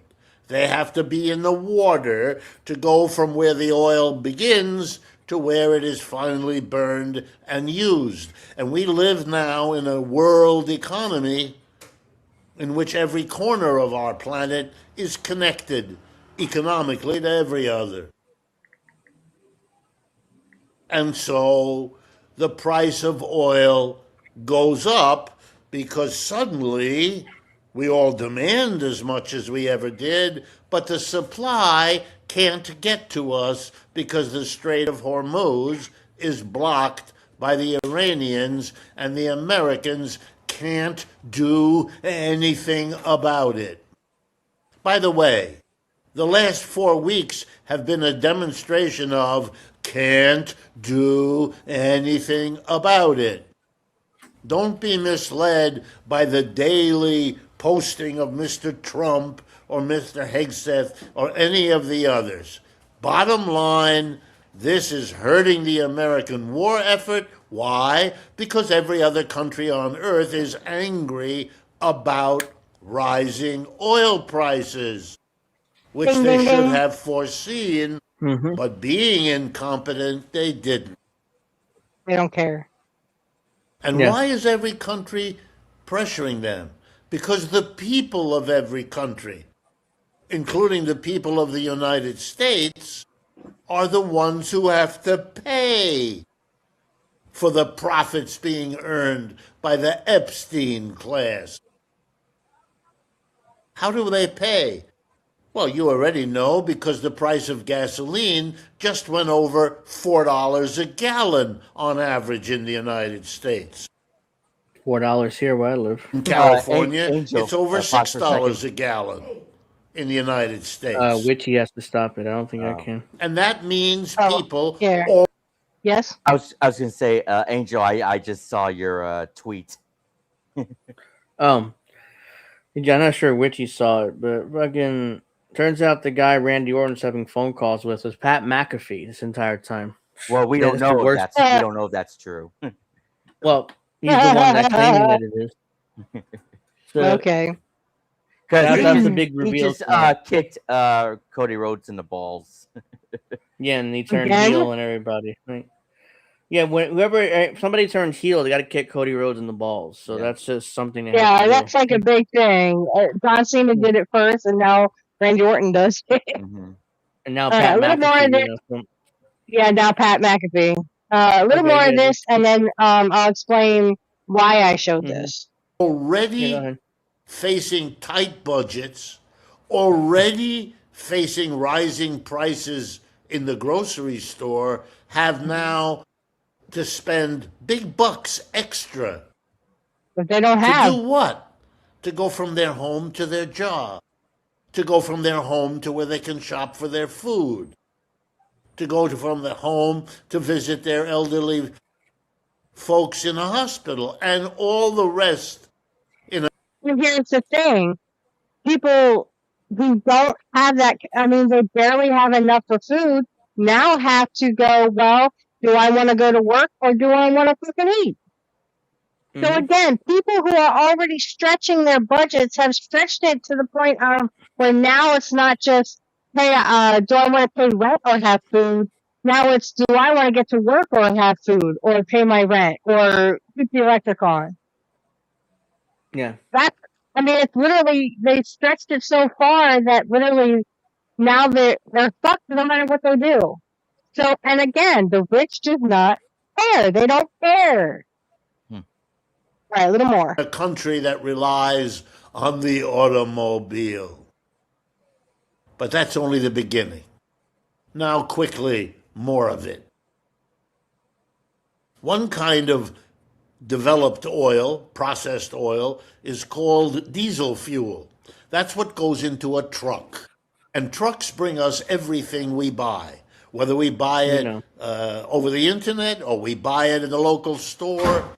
You know how it got to the warehouse from the internet order, or you know how it got to the store if you bought it there? By a truck. And if the price of diesel goes from $3.50 a gallon to over $5 a gallon, which is what it's done, well, then everything is going to go up in price.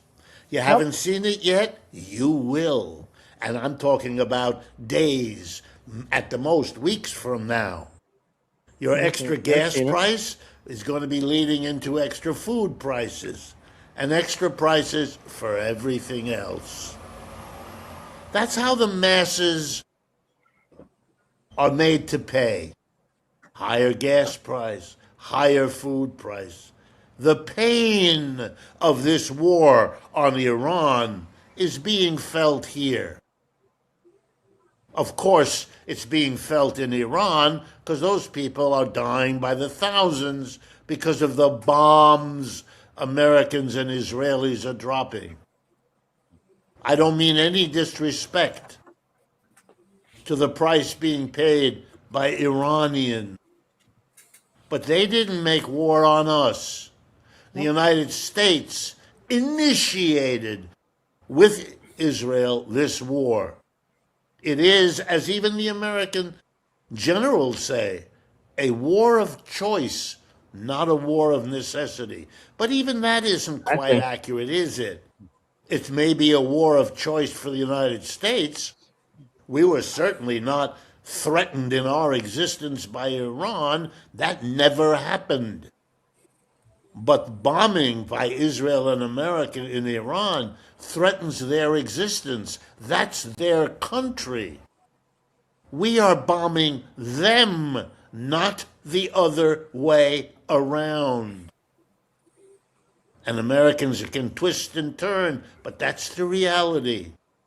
We get to pay, the Iranians get to suffer, and the Epstein class makes the money and giggles all the way to the bank. Yes. And this Michael is what I've Tracy been saying. included. They don't. Yeah, exactly. The problem is none of them care. The Epstein class, I love how he says that because that's exactly right. All these fucking pedophiles are literally profiting off of people who are already stretched to their limit. Now it's going to be, like I said, it's going to be, do I have enough money to get gas to go to fucking work so that I can pay my rent, so that I can pay these high food prices? And again, this is literally what I'm talking, because they just raised our rent $50 a couple of months ago. Now they want to do it $75 again. They don't want you to own anything, guys. I can't stress this enough.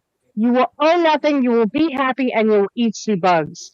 The Epstein class want you to be homeless. They don't want you to have anything. They don't want you to own a house. They don't want you to own a car. They don't want you to own anything. And they want you to keep going to these shitty jobs that don't offer so that you literally will be a slave to them.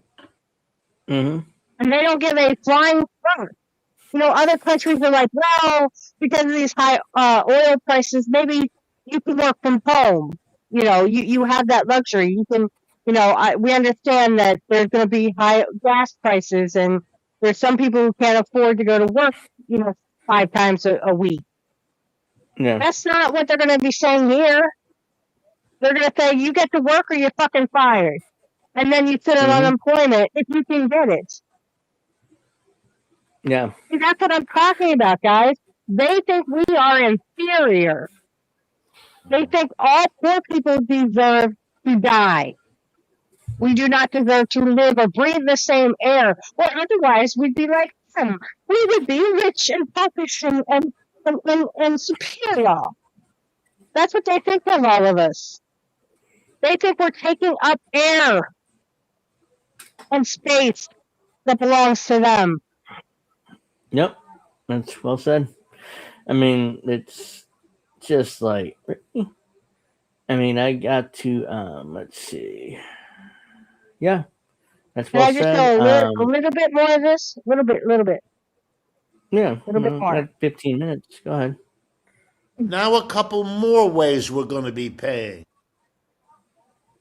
Higher oil prices, interrupted oil flows.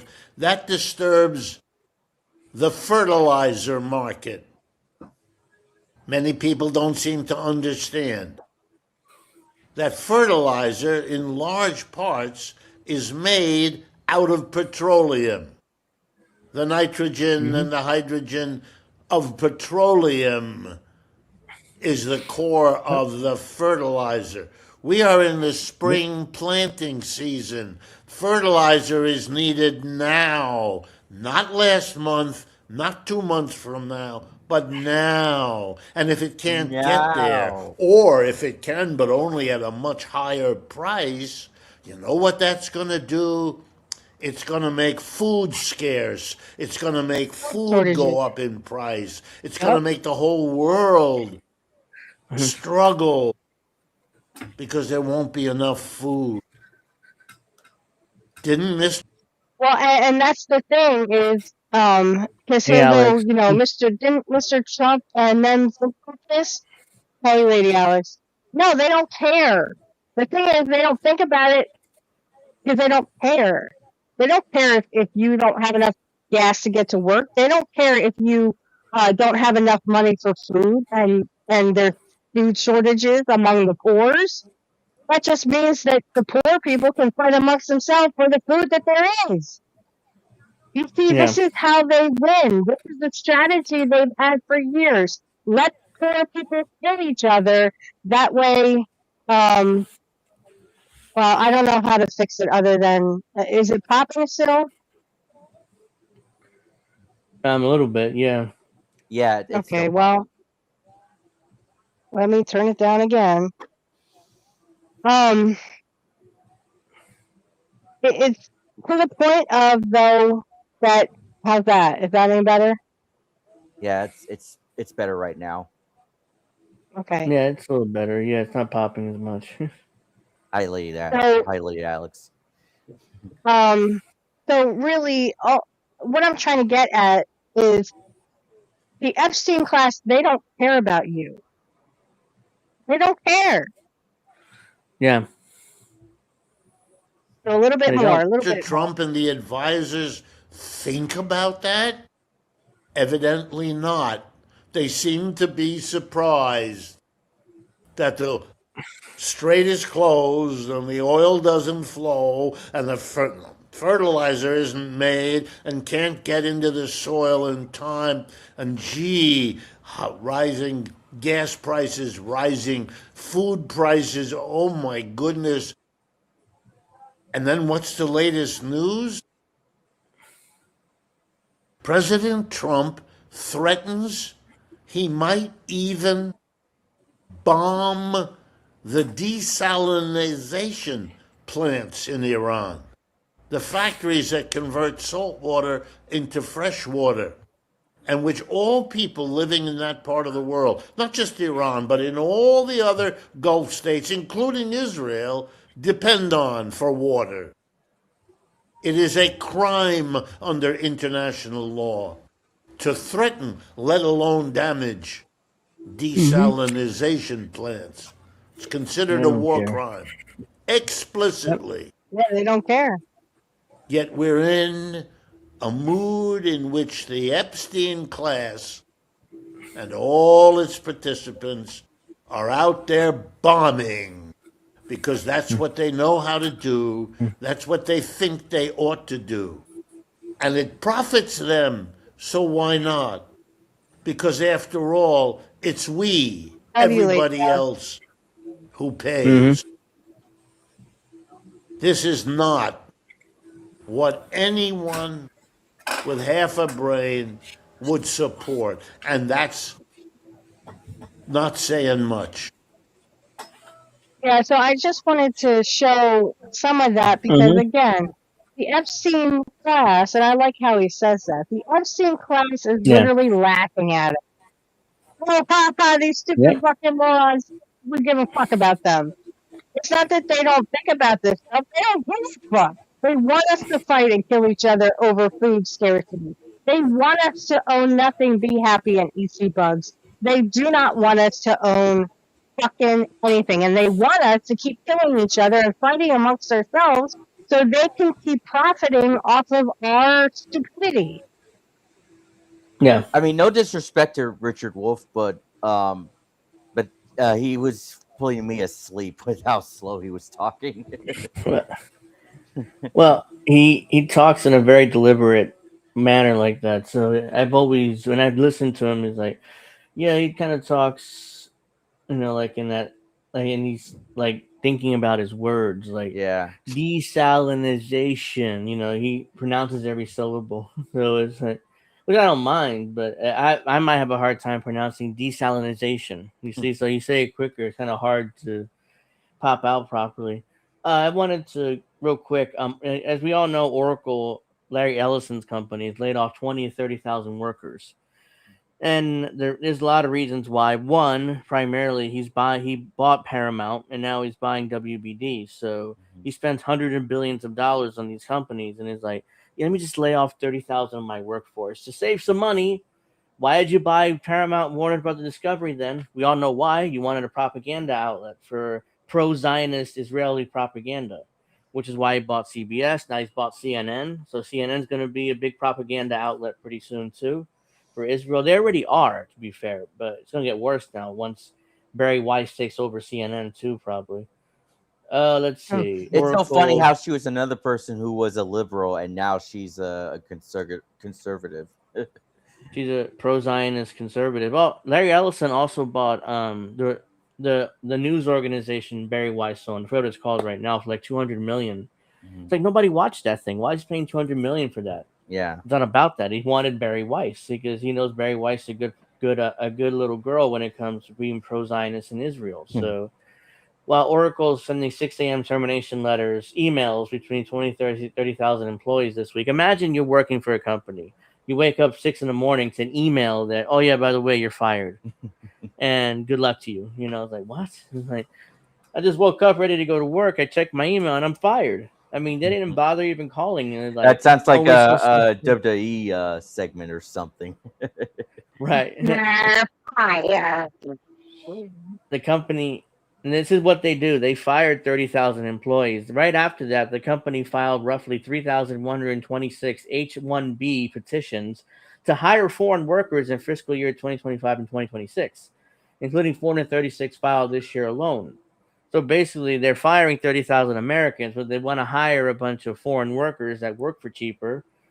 And on top of that, basically these H-1B visas they hire a bunch of foreign workers. They're connected to the company. So if they get fired from the company, they can get deported.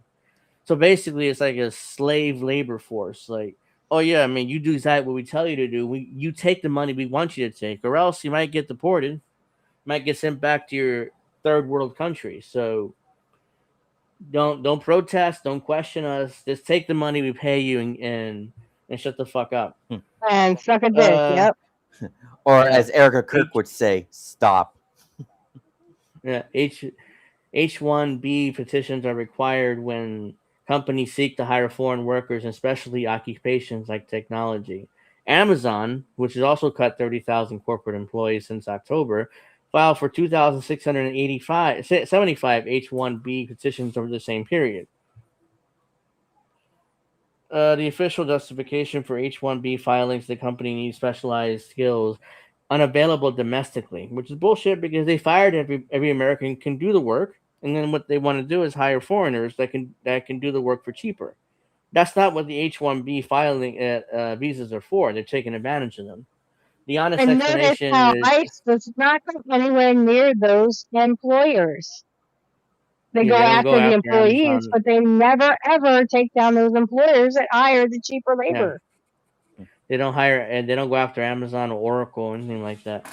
The honest explanation is most cases it's cheaper labor. Yeah. The H-1B workers are often paid less than their American counterparts for equivalent roles and are tied to their employer through visa sponsorship, which limits their ability to negotiate or leave. Oracle didn't lay off 18% of its workforce because people lacked skills. It laid them off because it freed up $8 to $10 billion in cash flow to service AI infrastructure debt. Filing hundreds of foreign worker petitions in the same period is a cost structure decision. And the people who got that 6 a.m. email then saw these filings have every right to be angry about it. Yeah, so that's exactly why Would sue, but Oracle you did wouldn't this. win. Yeah, you They're wouldn't always going win to be in the because back pocket of these rich motherfuckers who are all fucking pedophiles.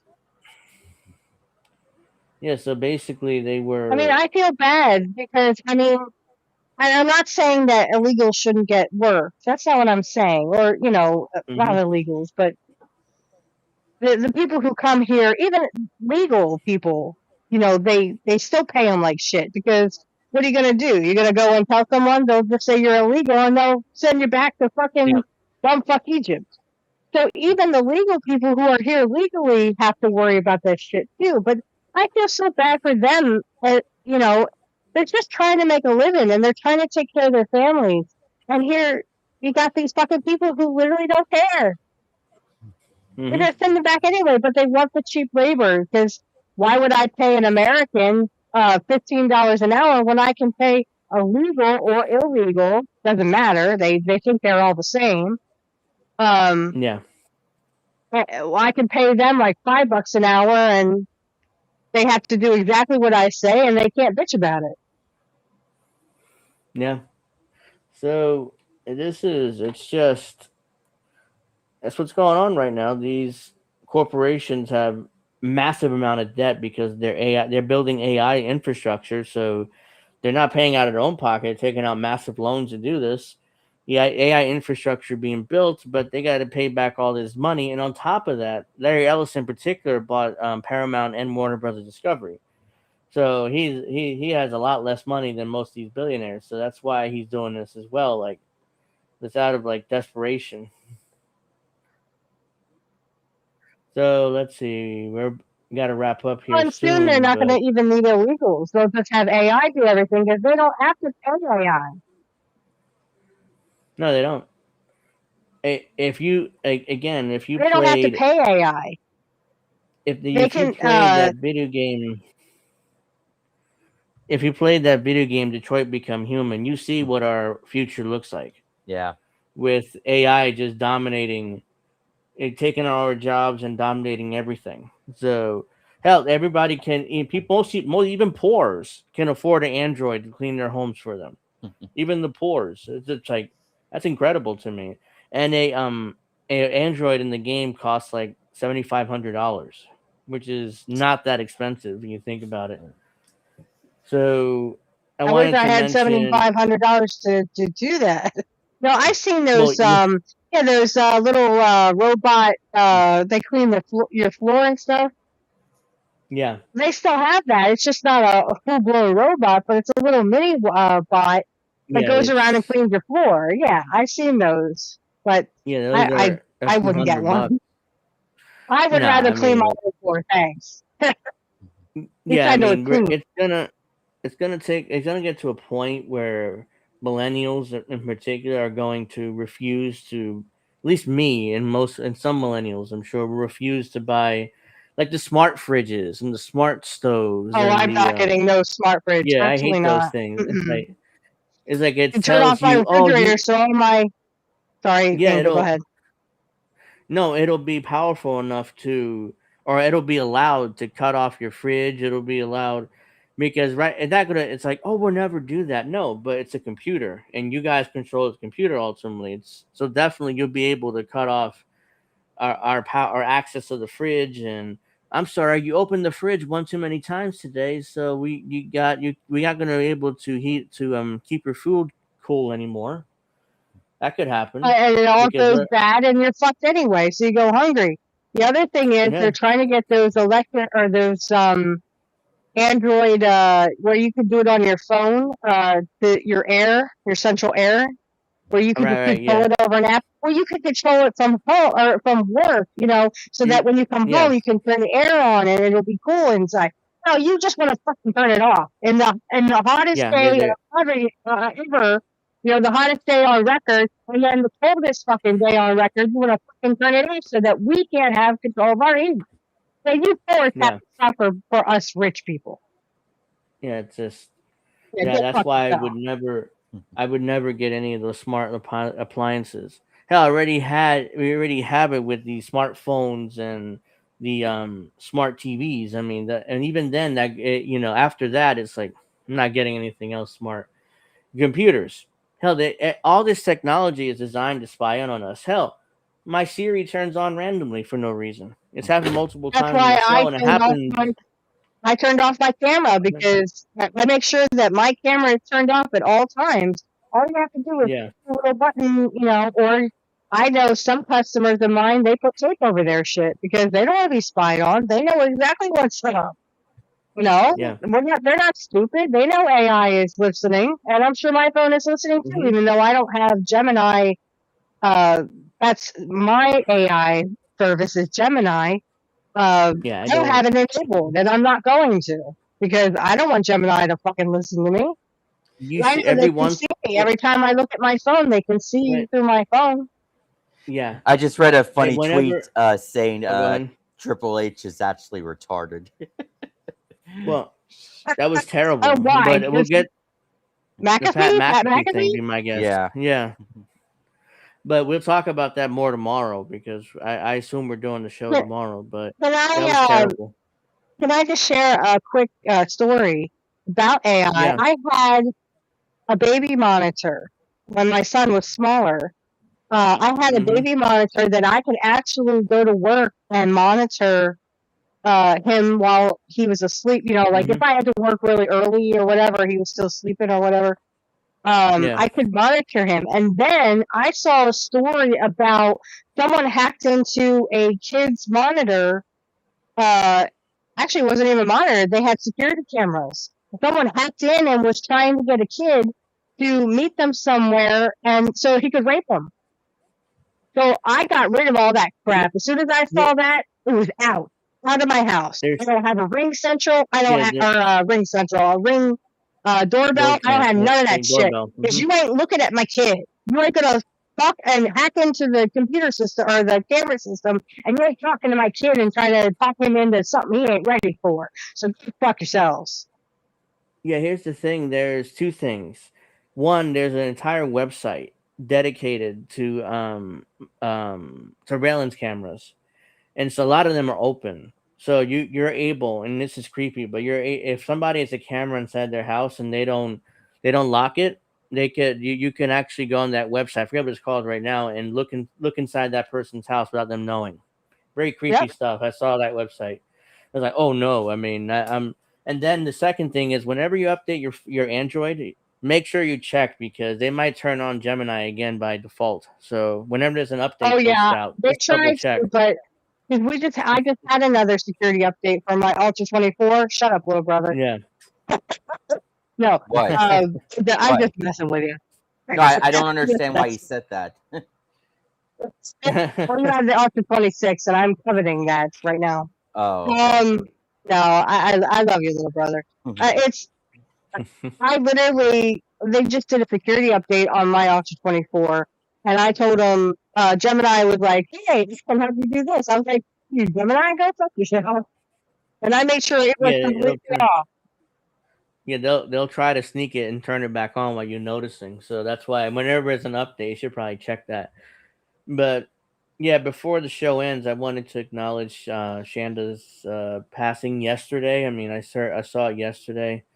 The cancer unfortunately did end up, taking her, killing her, whatever you want to call it, and it kind of it caught me off guard. It's like, wow, I can't believe she's gone. I mean, she's been a part of this space longer than I have, and she's not with us anymore suddenly.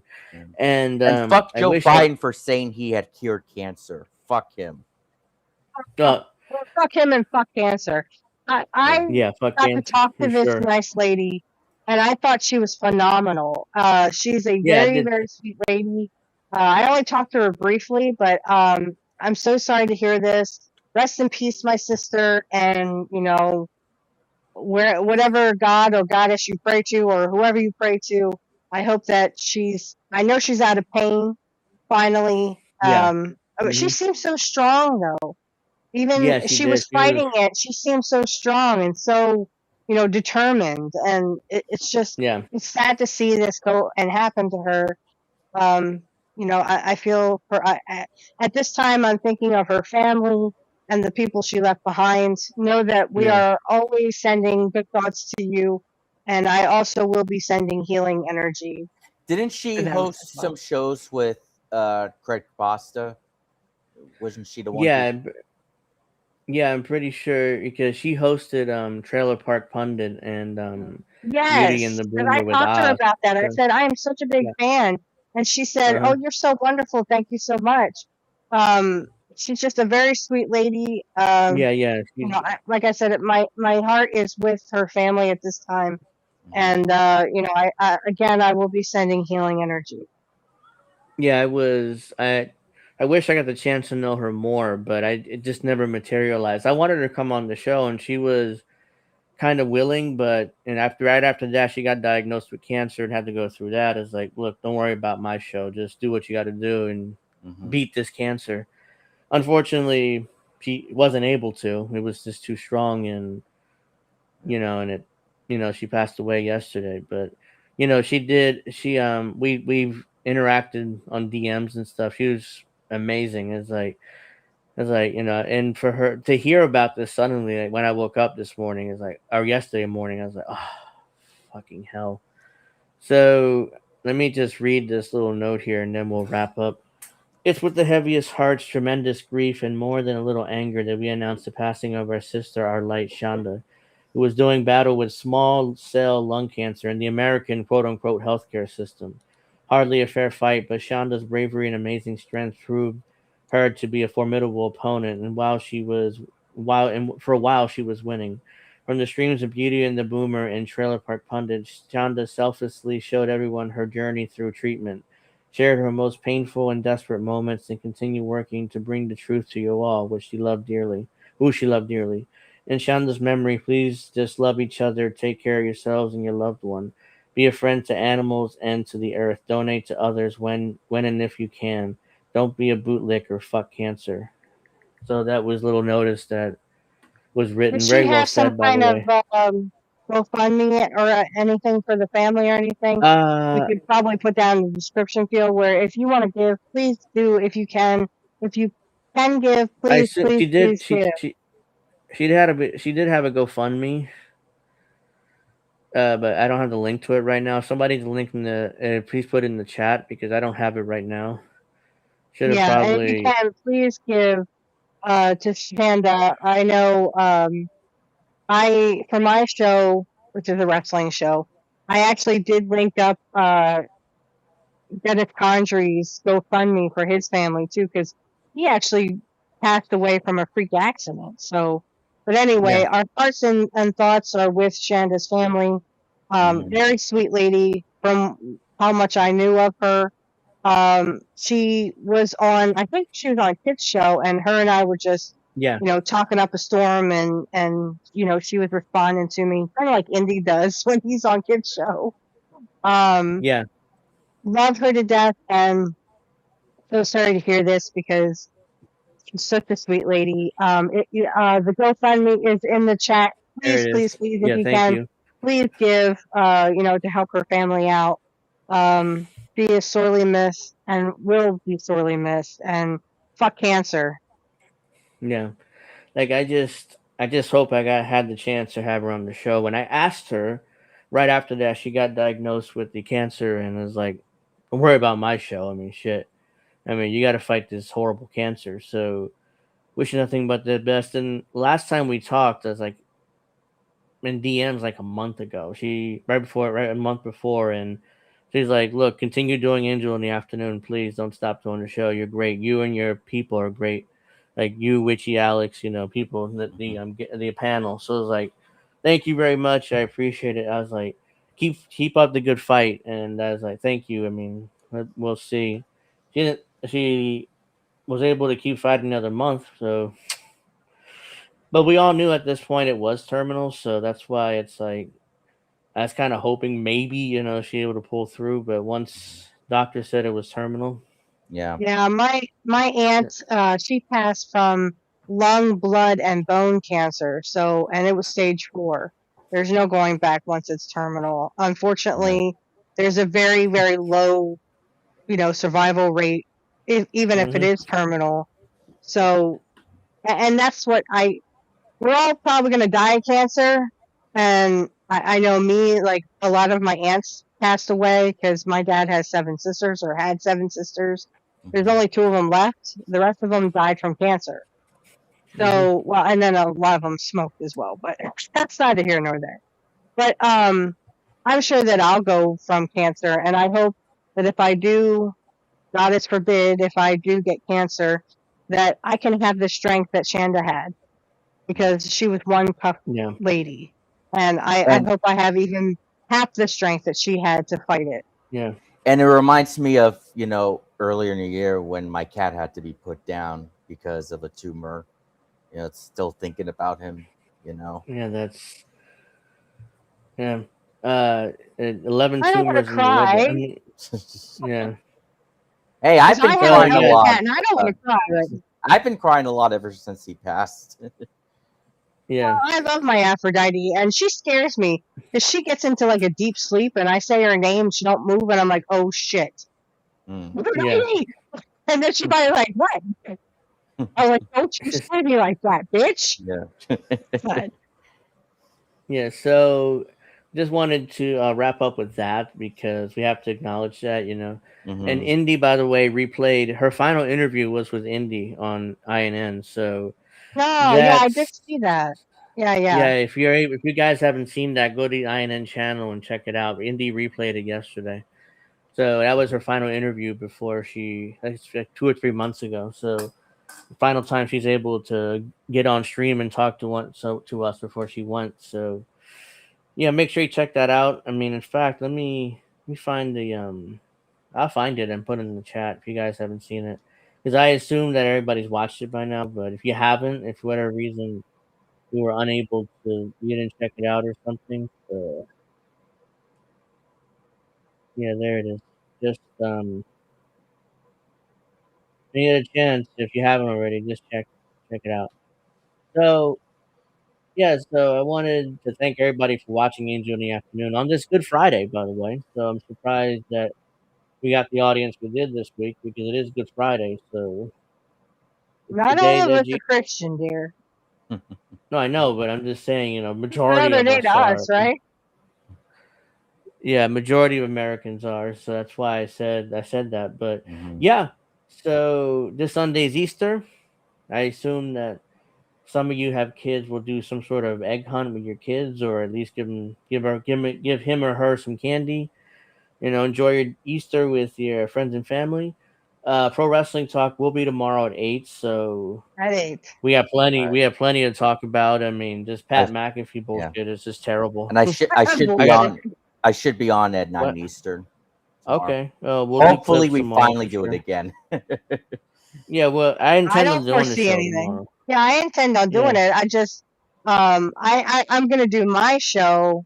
I'm gonna record another episode of my show. And don't forget, Angel, April 12th at, what the hell did I say? 3 o'clock, 4 o'clock? What the I hell think he did I said. You I say? think he said said 3 Eastern. I think. 3? 3:30, Okay. either 3 or 3:30 or something like that. All right. So don't forget, April 12th. Both of you are invited. Kit was invited. Dave is invited. I think Dave said he'll make it. So Yeah. Yeah. I'll make it even because it's at 3 o'clock, and I'm at the latest. I might get home between 1 and 2, so I should be able to make it. But I think Angel yeah, won the trivia, and he was late for the damn shit. yeah. I was like 10 minutes late before because she started He at still 1, won the and trivia game. yeah. So, yeah, so guys, thank you very much for watching. Thank you very much for helping us honor and talk about Shonda real quick at the end of the show. Like and subscribe. Like and subscribe to INN as well. We'll be back next Friday at 7 o'clock Eastern. Talk about more how this world is fucked up and how Hmm. Donald Trump is bringing us closer and closer to oblivion, World War III, oblivion, whatever you want to call it. So hopefully we'll make it through until the Democrat takes over, and then we'll be even more fucked. So Well, we doesn't don't know matter. if Democrats will win in 2028. To be fair. Well, yeah, but I'm They're all assuming looking so shitty at this point. because Trump is deeply unpopular Yeah. right now. He's in the 30s in Yeah, the but polling. they So, could still choose someone in the Republican Party that's not as well, senile or you're nasty right. as Trump. Yeah, Oh, because the I think Democrats, for Kamala again, right? yeah, the Everybody hates Democrats Kamala. either Yeah.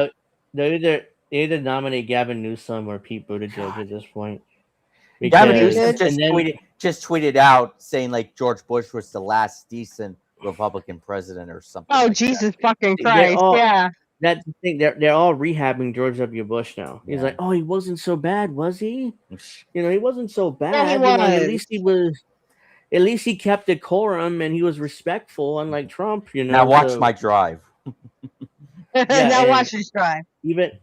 even a lot of the professional leftists, like Kyle Kalinske in particular, he's trying to rehab George W. Bush on his show. Really? So, are you kidding me? Yeah. Gay Ken doll? I saw a clip of him basically saying that George W. Bush wasn't so bad.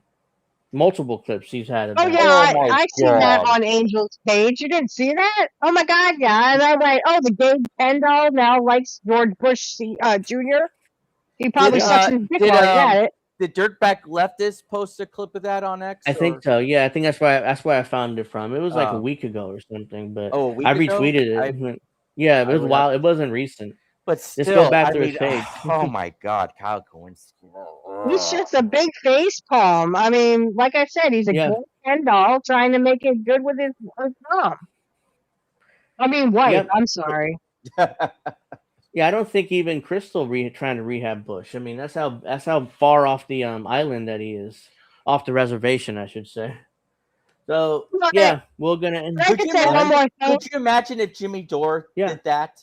Could you imagine? Yeah, I don't think he would Oh do man, that. I mean, everyone would call his ass out. I mean, it's like, hey, fuck you. You're doing the same thing. But I just want to say one thing. This Copilot thing that they're coming out with Microsoft, I just saw it advertised. Hey, kids, you want to write your paper and make your professor really impressed with your writing skills? Use Copilot from Microsoft, and AI will write your stuff for you. I went, oh my Jesus fucking Christ. This is literally why these students don't know fucking anything. See, this is why we literally talked because of about this shit. a couple years ago, a couple episodes ago, Richie, where we had that guy, showing out a public education system and how terrible it is, and they're going to force AI on. Oh, that kids. professor. I'm not sure he was a professor, but yeah, I played a video, but I think I still have it in my favorites. But yeah, he explained how public education is for force children to be obedient, and private education. Oh no! I'm thinking of the guy who was the professor writing on a chalkboard about the war in Iran. That no, guy. That's somebody else. No. Yeah. And private education is to train children to be the leaders of the as a peasant to go to public school. And AI has caused the PS5 prices to go up too. So. Yes, that's like the PS5 Pro is like $900. Like really, I'm not paying $900. We found a new $899 US. But what does that have to do with AI? What, AI set the price? AI storage. The chip. It's the AI the storage chip that has caused the storage and the chips. Fuck that shit. Just get a regular PS5. Come on, people. You don't need the fucking AI shit. With the PS5 Pro, it could make GTA 5 look better with better ray tracing and even better frame rates. So that's why if that would happen, that's why I would want to get the PS5 Pro. But God damn it. Remember when console prices would go down year by year? Yeah, now it's going up. It's the second time everything's going up. This is the second time Sony's raised prices in the last 2 years. Yeah, either the PS5. third time, either one. Yeah. Yeah, second or third time they've raised prices. And the excuse that they have some kind of ridiculous, I don't remember what it was, but it's absurd. And now we've got AI in DLSS 5, which is fucking awful. Oh God! You see, they're going to force AI. They're going to force AI on all of us, one way or another. I literally I saw that at work. It was a commercial because I wanted to watch a video on how to do something on YouTube. Yeah. And literally, this comes on and says, "Hey kids, do you want to have AI write your paper for you?" I was like, "Jesus fucking Christ!" No wonder our kids are fucking stupid. Yeah. Yeah. My kid will learn to do it right. Just real quick before I wrap up, there's a new PS5 controller, and I think you saw this. I've shared it, and you saw it, where it'll play it. It'll help you. Yeah, that's right. Yeah, boss. yeah. The controller will help you fight the tough boss for you because you No. can't do it. You If suck. I need help, I'll just So look online to see how I do it. I was gonna say, do what my yeah, son does. Just watch he plays that YouTube video. Mickey Castle of Illusion or Mickey Mouse Castle of Illusion, where he Yeah, couldn't get past this one level, so he went on YouTube and watched how to do it, and then he beat the whole yeah, and he fucking did it. game just because of watching it on Yeah, YouTube. that, He didn't have a yeah. I controller to don't do it need. fucking for him. So basically, it's like admitting you suck and you can't do Yeah. it. So just let the AI do it for me. It's like ridiculous. I don't know. I don't know if I've said it here before, but we need a gaming crash again because shit's all fucked yeah, you up. had. Yeah. Yeah, if there's another crash, then maybe we can eventually rebuild it. But for now, I mean the AA games are actually pretty good. You know, a lot of those Yeah. studios are When are we they do a gonna good get a job. gaming, or the indie games in general. Yeah. a Yeah, live gaming feed from you, Angel? When are we gonna get that again? I hope so. I hope soon. I mean, I have a lot on my And plate right speaking now. of which, So and maybe we don't need to do one very soon because it's possible more information could come up with the next month or two. But we need to do a GTA 6 episode again. I know you've been saying that for months, but Yeah. Haven't stuff they gets pushed in the it back way. But again? When is it supposed to No, come out oh now? god, 2027? no. What I was saying was more information about the game, like new screenshots or trailer, in like possibly a month or two, is when Rockstar would start pushing it again. So yeah, so they need to start pushing out new trailers and screenshots or something. Yeah. Because they got to hype this game up. It's already people are already hyped for it, but they definitely have to do more promotion. Yeah. And they've pushed it back now a bunch of times. Well, two it was times at originally least? going to come out May 26th, but now it's November 19th. And it's like, well, they better not pull some bullshit. Well, oh yeah, you know, we're not ready yet. Let's wait another 6 months. You know, so hopefully it doesn't happen. The first words for them when they say hi, everyone, that's when you know. So, yeah, so we're gonna wrap up here because I've been trying to wrap up for 10 minutes, but we got to keep talking about stuff. So thank you very much for watching. Make sure you give me that like and subscribe. Subscribe to INN. Check out that Shonda interview if you guys haven't already because it's really well done. Indy and her have a great conversation. And I hope you see you guys next Friday, 7 o'clock. Oh, make sure you check out Pro Wrestling Talk tomorrow at 8. We've been off for a month pretty much, except for one episode we did like 2 weeks ago. Yeah. But yeah, we'll definitely do Pro Wrestling Talk. The lead up to WrestleMania is like 2 weeks away now, so we do have to get back into the show again. Which is just Thank shite, you very much. except for like one match. Yeah. Oh yeah, it sucks. Thank you Rest very of it much is for just shite. watching. Yeah. Yeah, like and subscribe and